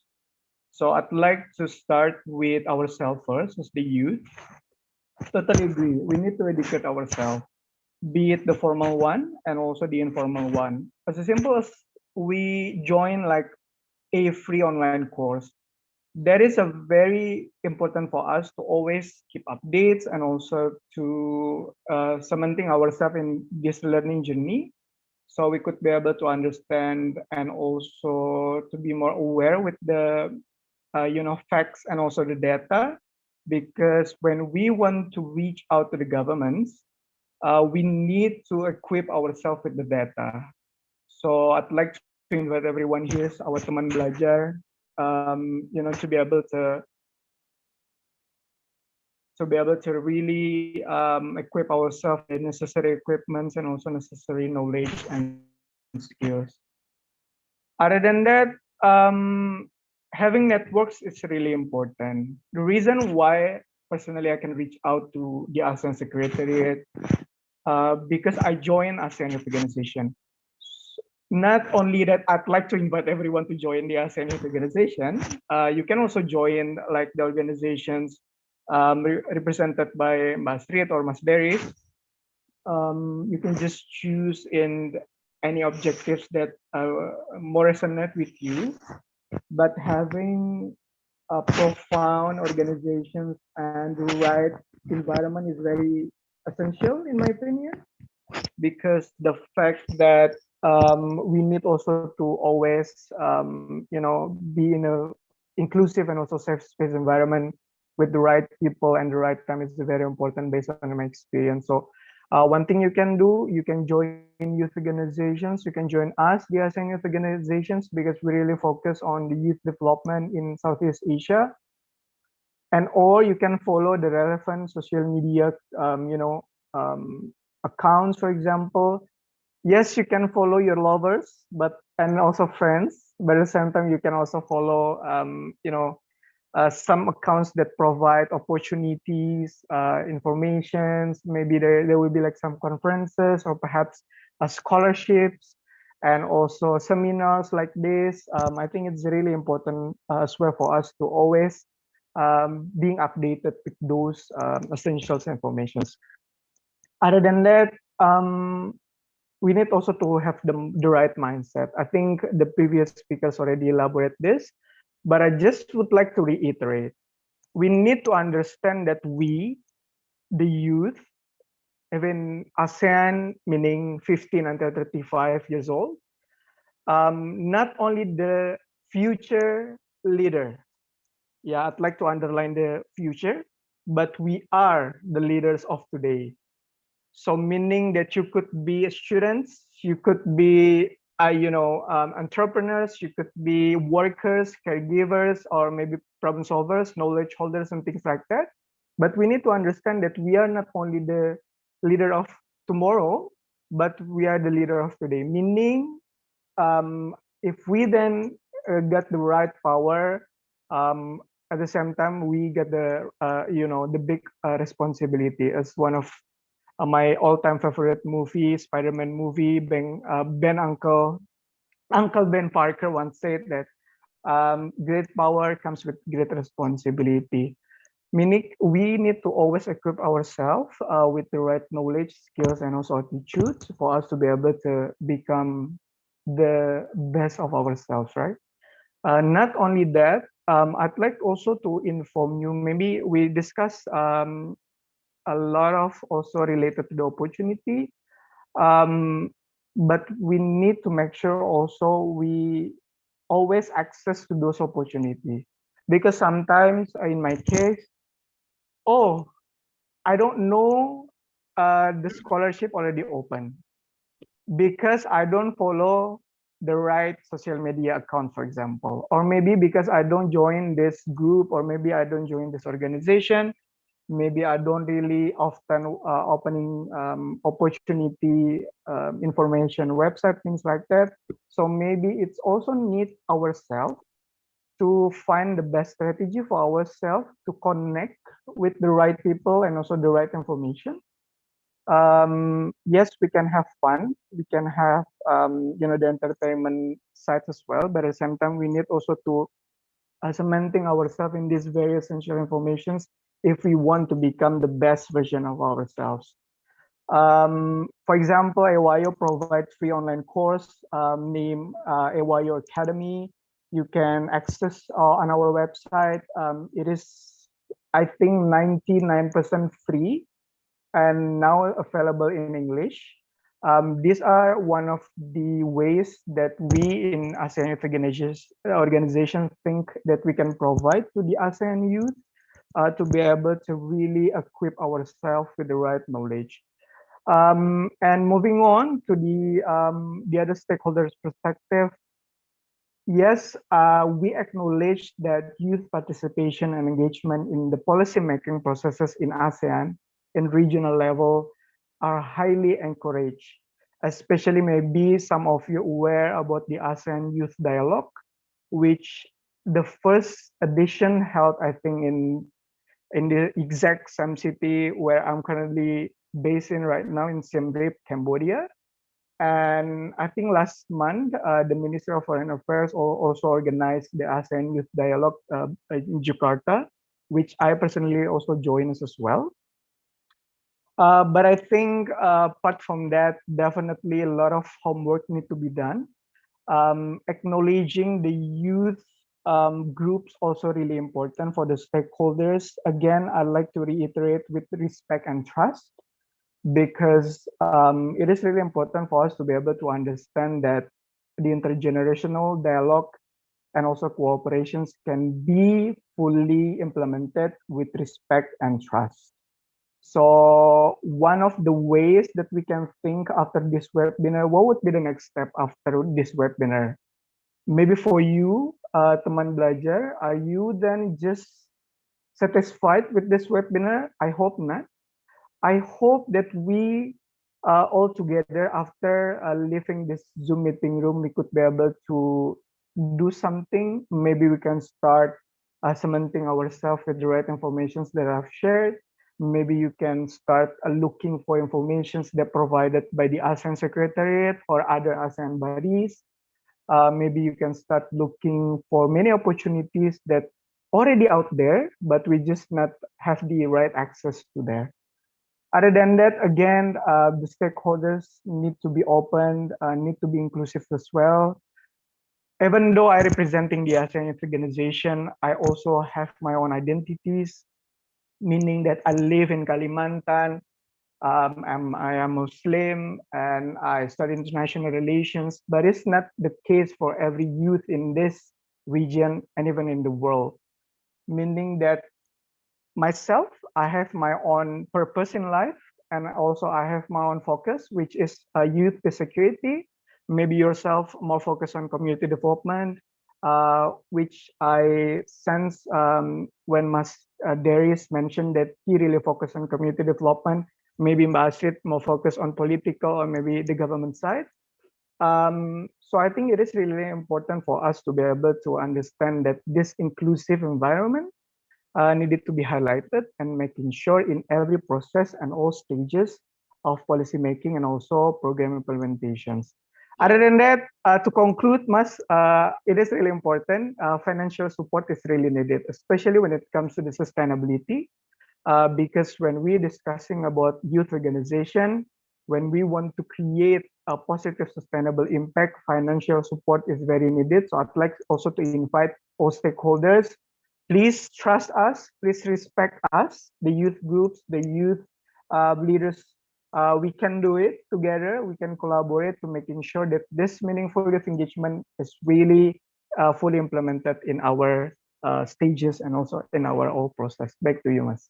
Okay, thank you, Mas Rian. Yeah, I think I agree with it. So I hope that in these sessions from these webinars of TERAS Belajar, all of the stakeholders will be interconnected each other and will be supporting each other.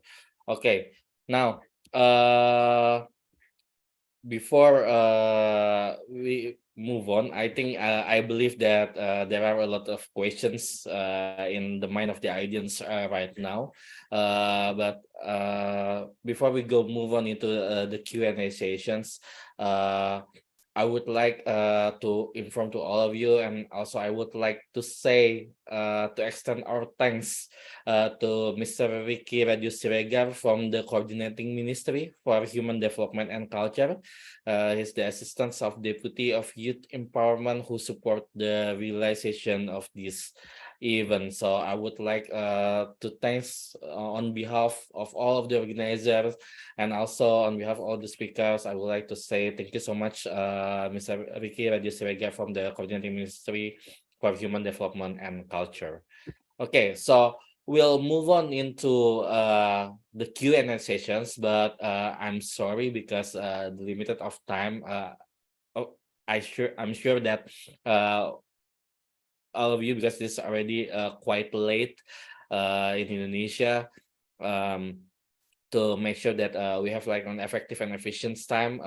So I would like to inform you that we would have like one open mic questions and also one question from the Slido. So first I would like to choose for the questions from the audience. So the first one will be from Rizky Kurniawan because his name is on the top of the list. So Mas Rizky, please you could ask the questions. Okay, Bismillahirrahmanirrahim. Good night, Mr. Hendarsha, Mr. Rian, Miss Astrid, and good night to Mr. Deris. I introduce for introduce first that my name is Rizky Kurniawan. I come from Bogor, and my institution from Al Ittihad Primary Islamic School.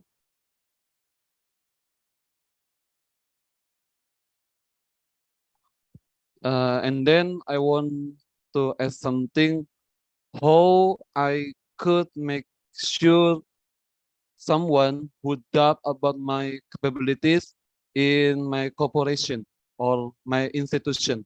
That's it. And thank you. Okay, thank you, Mas Rizky. So, I would like to repeat the questions again. So, Mas Rizky actually says how to make others undoubted without he himself and also his institutions. So that is the questions. Maybe one of our speakers want to answer, and of course for others, you could also join the Q&A sessions by writing your questions on the Slido. So please, maybe one of the speakers, is there anyone who want to ask? Want to answer the questions from Mas Rizky? Okay, Mas Maybe. Davis. Okay. Thank you so much. Hello, Mas Rizky. I hope everything is okay with you. And yeah, good morning from New York City. And yeah, the question how can we make sure that everyone, there's no doubt at all to us in terms of our capacity and capability in making corporations, right? The first thing that we need to do to have a mindset that we cannot satisfy everyone because we're not people pleaser. But the things that we need also to ensure that how we would like to present ourselves, it's mean like self-positioning, self-propositions, and also showing our values. And we also need to be driven to deliver our integrity and striving for excellence and showing your capacity and capability in a good way.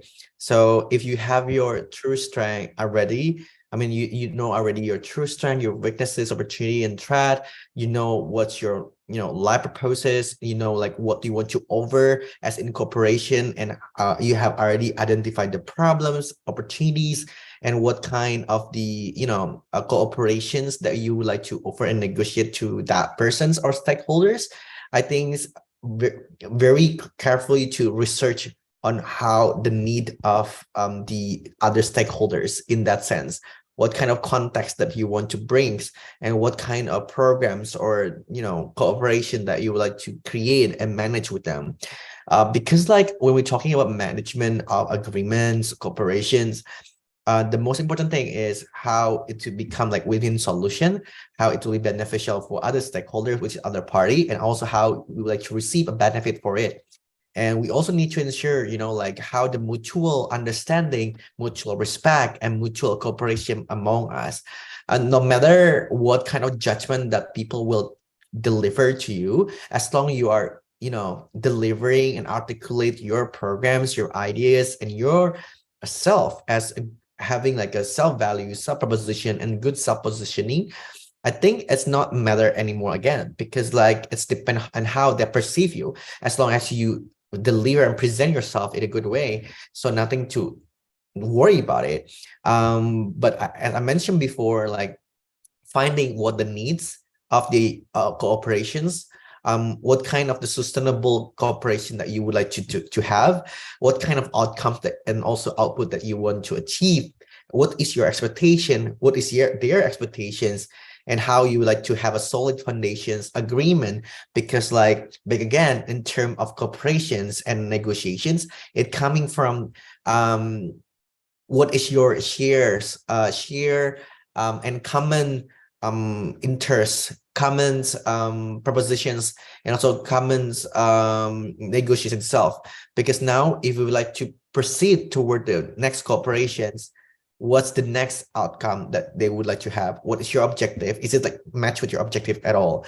So just focus on yourself, and also focus on your corporations, focus on your organization strength and cultures and values. And also, because like every organization have their vision, mission, objective, corporate values, or even like their objective that would like to achieve, right?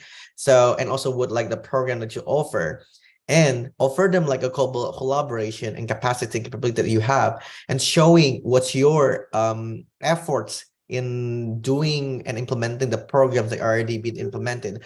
For example, you represent one organization that already focused on one advocacy of education, and you already did what kind of program that ensuring the education accessibility, education policy improvement, and also education quality change in your areas, and making like a very good portfolio and a personal branding of your organization programs, and can give them feedback and what kind of values that they can receive and they can be achieved.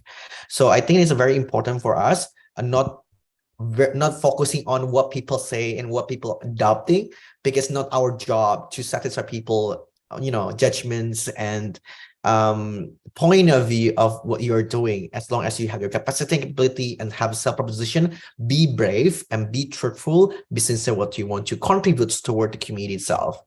Thank you. Okay, thank you, Mas Deris.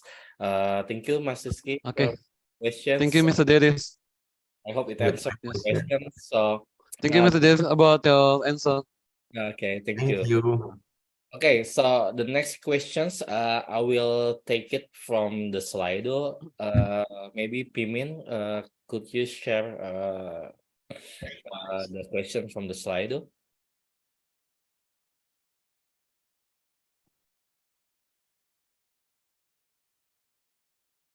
Okay.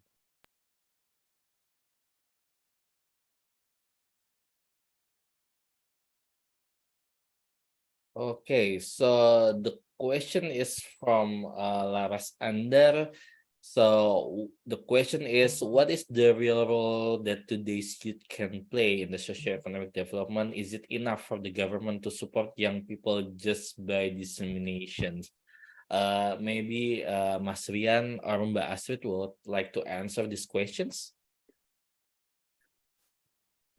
Yeah, I think Mbak Astrid can go first. That's it. Feel free. Yeah. Thank you for the question. I think it's really important, yeah, to know as youth what role we can do to support, to have a role in socio-economic development. And I think there's a lot more things that the government can do, and already highlighted by previous speakers. And actually, there has been so many gems, yeah, in the throughout the session. I'd like to commend and salute my fellow speakers for the very insightful sharing and answers from the perspective of the ASEAN experience from Mas Rian, how he can manage to reach the higher echelons. And I think it's really important because Indonesia is one of the founding members of ASEAN, and it's really important organization that Indonesia is a part of. But more practically as well, we need to involve youth in the pillars of ASEAN, in terms of like the political aspects, the economic aspects, and the social cultural aspects as well. And just highlighting what Kang Deris shared in terms of his experiences, his initiatives and grassroots movement, which resulted him to have a greater role in society, and highlighting the regardless of the big or small impact, but at least the benefit is shared. And it's really important because we believe that our fellow youth here, almost 500 people here, do have a role in society. And basically seniority is a challenge in our region, in ASEAN region, that right now I think the representation of youth in Indonesia is quite better as compared to several years ago, in which we have to wait and go through strenuous process. Yeah, we go through various process first, But for us that have privilege to opportunities, we have to share it. Concretely, for example, if youth organizations have initiatives to better the society, and there are channels for support, be it support for exposure, support for, let's say, funding for those initiatives, we have to share it. And another aspect that we need to highlight is that especially post-pandemic, there has been a higher rate of NEET youth in Indonesia, or the youth that are not educated, employed, or trained. And I believe this is also the same for the ASEAN region. And in order not to be a part of the problem, we have to be part of solution. And for those youth that have initiative to increase youth employment through entrepreneurship initiatives, those adults or governments need to give more access and platform to those initiatives. And again, we have to highlight the capacity building as well, and also engage the youth with other youth organizations that have similar interests for greater collaboration, because competition is only for those that are in the bottom, right? But as youth leaders, as youth organizations, we have to help each other bloom, because we are like a garden. And this is especially important because as we're talking about the spirit of ASEAN, the spirit of unity is very important, and it has to be translated to us as youth organizations, youth platforms, and those that have the access and privilege to share as much as possible and involve youth in all stages. Okay, thank you, Astrid. Is Mas Rian still here? Do you want to add something, Mas Rian? Yes, I'm still here. Don't worry.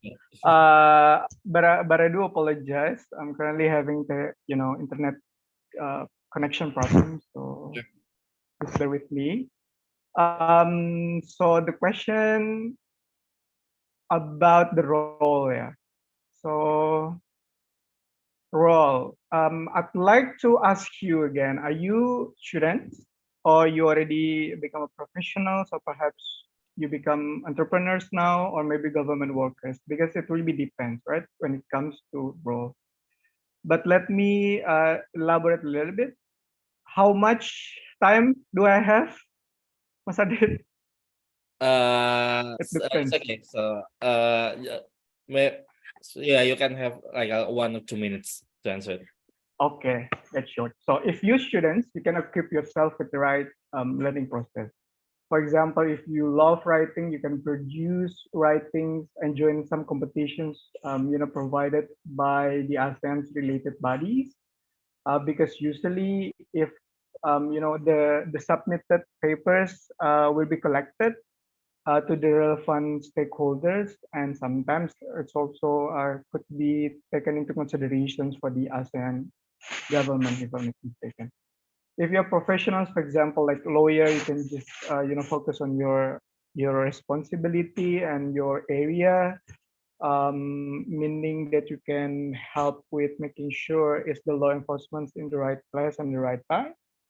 If you're entrepreneurs, you can just produce more job opportunities, because I saw in the group chat right now a lot of young people, fellow young people attending today. They focus. Oh yeah, Bobo. Okay, you can mute the microphone a little bit. And then, job opportunities. I think it's very relevant and important and challenge that happen not only in our country, I mean in my country, Indonesia, but also across the Southeast Asia and also the world.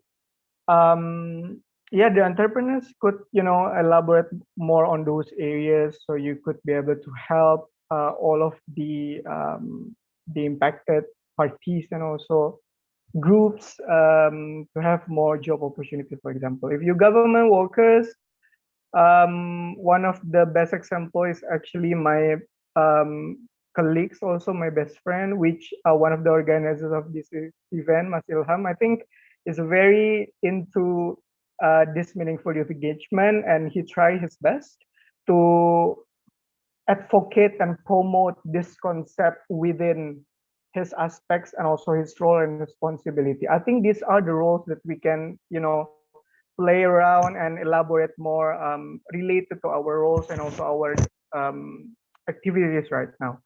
Other than that, I also asked this same questions actually to the ASEAN Secretariat people. So one of the solutions that they gave first would be you can join like a conference organized by the ASEAN related bodies. Could be from the ASEAN Foundation, for example, or maybe you can join also our conference, the ASEAN Youth Organization Conference. For example, I think I've already shared with you I think from the past 2 months, we organized this ASEAN Youth Economic Forum. Then this outcome document submitted to the ASEAN Secretariat itself to take into considerations for them to produce and also create policy making process. Other than that, you can also definitely always submit yourself into various online platforms that you can be able to, learn and also equip yourself with the right and also the correct informations, attitude, and also skills. I think these are the simple roles that you can take right now. Hopefully, clarify. Okay, thank you, Mas Duyan, for the answers. I think I'm sorry, guys, to all of you, because it's quite running late, so we only have like a bit of time. I think that's only the 2 questions that we can afford to answer. I believe that you really want to ask all of these great speakers right now, but unfortunately, we only have a limited times, and I hope that next time we have the opportunity to ask the questions to all of the guest speakers here. Okay, now maybe if I may, I want to make a conclusion for tonight's session. So basically, the role of youth in the socio-economic development and ASEAN community building is not only like a one person's actions, but is part of the all multi-stakeholders. All of the stakeholders should participate in this role.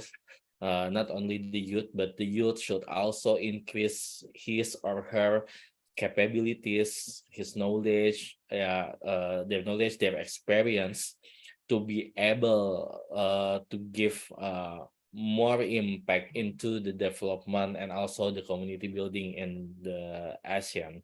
And one things that we must have is that we don't have to compare ourselves with everybody, because everyone is unique, everyone has their own preference, but what we all want is the greater good, of course, for Indonesia, for our country Indonesia, for the ASEAN, and of course for all this world. Rahmatan lil alamin ya.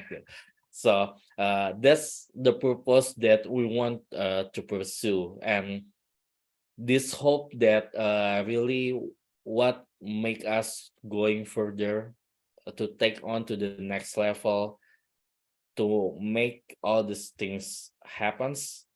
And then it's not about the activity, but it's all start from our mindset.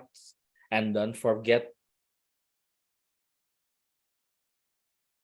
is to develop, to grow your network, because without the network we cannot do this alone. We have to rely on the help of everybody, of course, not only us, but with the help of everybody we could reach what we want in the future with our network and also our capacity. Maybe that thing that I can conclude a brief for tonight's session, because there are a lot of important things tonight. Thank you for all of the speakers tonight, Mbak Astrid, Mas Deris and also Mas Rian to participating in this event. And last but not least, I would like to invite all of you to open your cam and to have a photo sessions again last time. So this will be the moment that we will start our next step into taking the role as a youth for the development and also the community building in the ASEAN. So let's make it our manifesto. Yeah, tonight become a manifesto for our action in the futures. Maybe Pimin or our MC to the Okay. session. Hi. Okay. So while we wait for others to open their camera and get ready, maybe you guys are ready? Yeah. Okay. All right. On 1, 2, 3, say cheese. Once again. 1, 2, 3, say cheese. All right. Now I'd like to take a documentation with all of you, our participants. Okay. First slide. The best shot. Okay. 1, 2, 3, say cheese. Okay. 1, 2, 3, say cheese. Next. 1, 2, 3, cheese. 1, 2, 3, cheese. And last, 1, 2, 3, cheese. Okay, well done. Thank you for attention, everyone. I hand back to moderator. Okay, thank you, Pimin. So once again, thank you for all of the guests, Mbak Astrid, Mas Deris, Mas Rian. So if you have another agenda, please do so. You can leave the sessions. And lastly, thank you so much for coming here and give a lot of knowledge and insight to all of the audience. Thank you so much, Mbak Astrid, Mas Deris, and Mas Rian. Okay. So maybe that's all. Thank you. For today's session. Yeah, thank you so much, Mas Davis, for today's session. So I would giving back the stage to our MC tonight, Gianni. All right, thank you, Kadit. And I would like to say thank you for all of our amazing speakers who have shared their opinion in our discussion tonight. I also want to thank Kadit for leading the entire discussion tonight. You are amazing. And to all the teman belajar who have attended and participate until the very end. It was such an exciting learning journey with you guys, and it turns out that we, as the younger generation, we have so much to contribute on for the development of our country. But teman belajar, please don't move on from your seat just yet, because there is an important and interesting information that will be shared after this, including the giveaway announcement. Yay! We have so many gifts and prizes for you. But before that, I would like to invite maybe 1 or 2 teman belajar who would like to share their insight or their testimony of today's event. Is there anyone who want to volunteer to share your insight and knowledge? Come on, is there anyone who would like? Okay, there's someone who raised their hand. Please, Kariski, you can turn Hello, on your am I mic. audible? Hello, Am I audible? okay. Yes, I can hear you. Thank you, Mbak Giani. So, what I supposed to do right now? You're supposed to share what the most memorable insight or exciting learning that you gained today. Well, I would like to present you my insight about today's event tonight. So, I'm really delightful from the start about this event. I'm really happy to be right here, and also I got so many perspectives from different persons. So I do believe that everyone right here have their own insecurities, but we must do believe that all of us is unique. All of us are unique, and we have something special that others don't. So let's be brave and be confident that we are special. We have something to develop. That's the first. And the second is we as young, we have voice, and also we have something new. we call it innovation. So that's why we must brave that the future in our hand can be a better future. I think that's all from me. And also I do believe that all of the speakers was someone have that have so many experiences according how they see, how they speak, how they listen, and how they telling their experiences. So they have good capability to spend their time right here telling us so many things.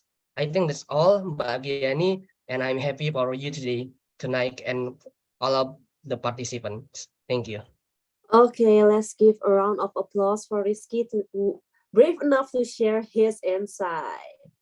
Okay, maybe one more, maybe from woman participant. Is there any woman leader here who want to share her knowledge or insight from tonight's sessions? Okay, is there anyone who want to share? Oh, Johanna Harefa, maybe you would like to share your insights.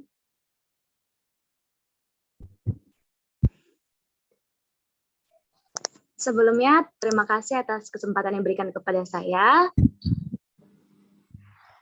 Yes, go ahead. Maaf, saya menggunakan bahasa Indonesia saja. Banyak hal yang telah saya pelajari dari webinar hari ini, dan suatu kehormatan bagi saya dapat mendengar webinar dari kakak-kakak sekalian. Dan hal yang saya pelajari dari webinar ini adalah kita sebagai pemuda itu punya kesempatan dan punya hak untuk bersuara. Kita punya hak untuk berupaya demi memajukan bangsa. Nah, kita sebagai pemuda ini juga memiliki harapan. Jika kita tidak memiliki harapan, bagaimana kita membentuk negara ini? Harapan kita ini harus memiliki tujuan yang jelas. Nah, harapan ini juga yang membuat kita tergerak. Kalau bukan kita sebagai pemuda bangsa, siapa lagi yang dapat memajukan bangsa ini? Dan kita juga harus beradaptasi dengan teknologi yang semakin berkembang. Jangan sampai kita ketinggalan. Kurang lebih begitu, Kak. Terima kasih. Thank you. Let's give a round of applause for Johanna for his wonderful speech. Okay, so teman belajar, please do not move on from your seat just yet because I have an interesting announcement about giveaway. Okay, so as I mentioned earlier, we will be announcing the name of 5 lucky prize winners with the best questions. Who could they be? Let's spill the name right away. Congratulations to drum rolls. Yay! Congratulations for Maulida, Laras Andar, Rizky Kurniawan, Kristi Kamarudin, Rizky Habibillah, Johanna Harefa. You have won a 15-word rupiah e-wallet prize. Please take a screenshot and send it to the admin in the number below and claim your prize. For those of you who have not yet been selected as the winner yet, please do not be disappointed because there are still other opportunities coming up just next. So please do pay attention. I still have one more quiz for one lucky winner tonight. Okay. Are you all excited? Oh, don't forget to follow and answer in the comment sections of @deputy4_Kemenko-PMK and be sure to follow the Instagram page first. So before you answer this quiz, please do follow and answer in the comment sections of Deputy4_Kemenko-PMK. Okay, there will be an exciting gift and recording giveaway stopped for you. Okay, let's move on. Recording in progress. Okay, so now don't forget also to follow at ASEAN_Korea.official for exciting announcement and also event.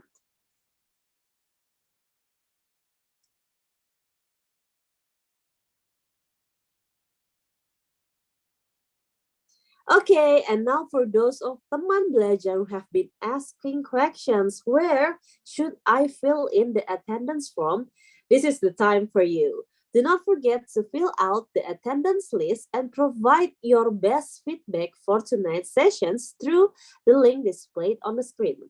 The feedback link will be accessible until 11 p.m. tonight.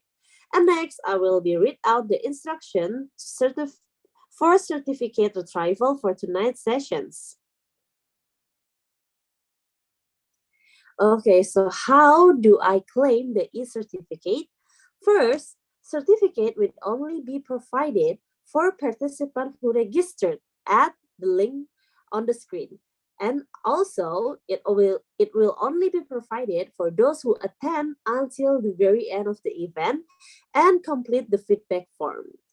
The link to access the certificate will be sent via WhatsApp group within a maximum of 5 working days after the event, excluding weekend because we all need a healing. And the third, the certificate can be downloaded until 7 days after the link is shared. If the deadline is exceeded, the certificate will no longer be available for download. So be sure to fill in the attendance form and also the feedback forms to gain your certificate. Okay, once again, I would like to thank you for all teman belajar who attend tonight's sessions. May the insights shared by our speaker earlier bring new knowledge and ignite the motivation for all of you to pursue other areas of learning. For another excitement event, please do follow on Instagram at pemimpin.indonesia, at Kemenko_PMK, at Deputi4_Kemenko PMK, and at ASEAN_Korea.official. As the master of ceremony, I would like to express my gratitude and apology for any intentional or unintentional mistake in my words or action. Good night, everyone. Have a good rest and may peace be upon you. See you on the next Teras Belajar. Bye-bye.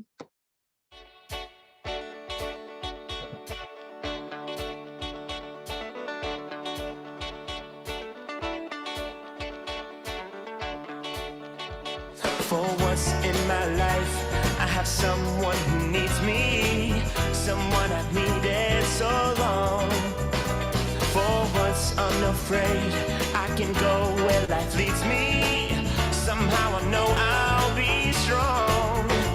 For once I can touch what my heart used to dream of long before I knew. Whoa, someone warm like you would make my dreams come true. Yeah, yeah, yeah. For once in my life, I won't let sorrow hurt me. Not like Recording it's hurt me stopped. before.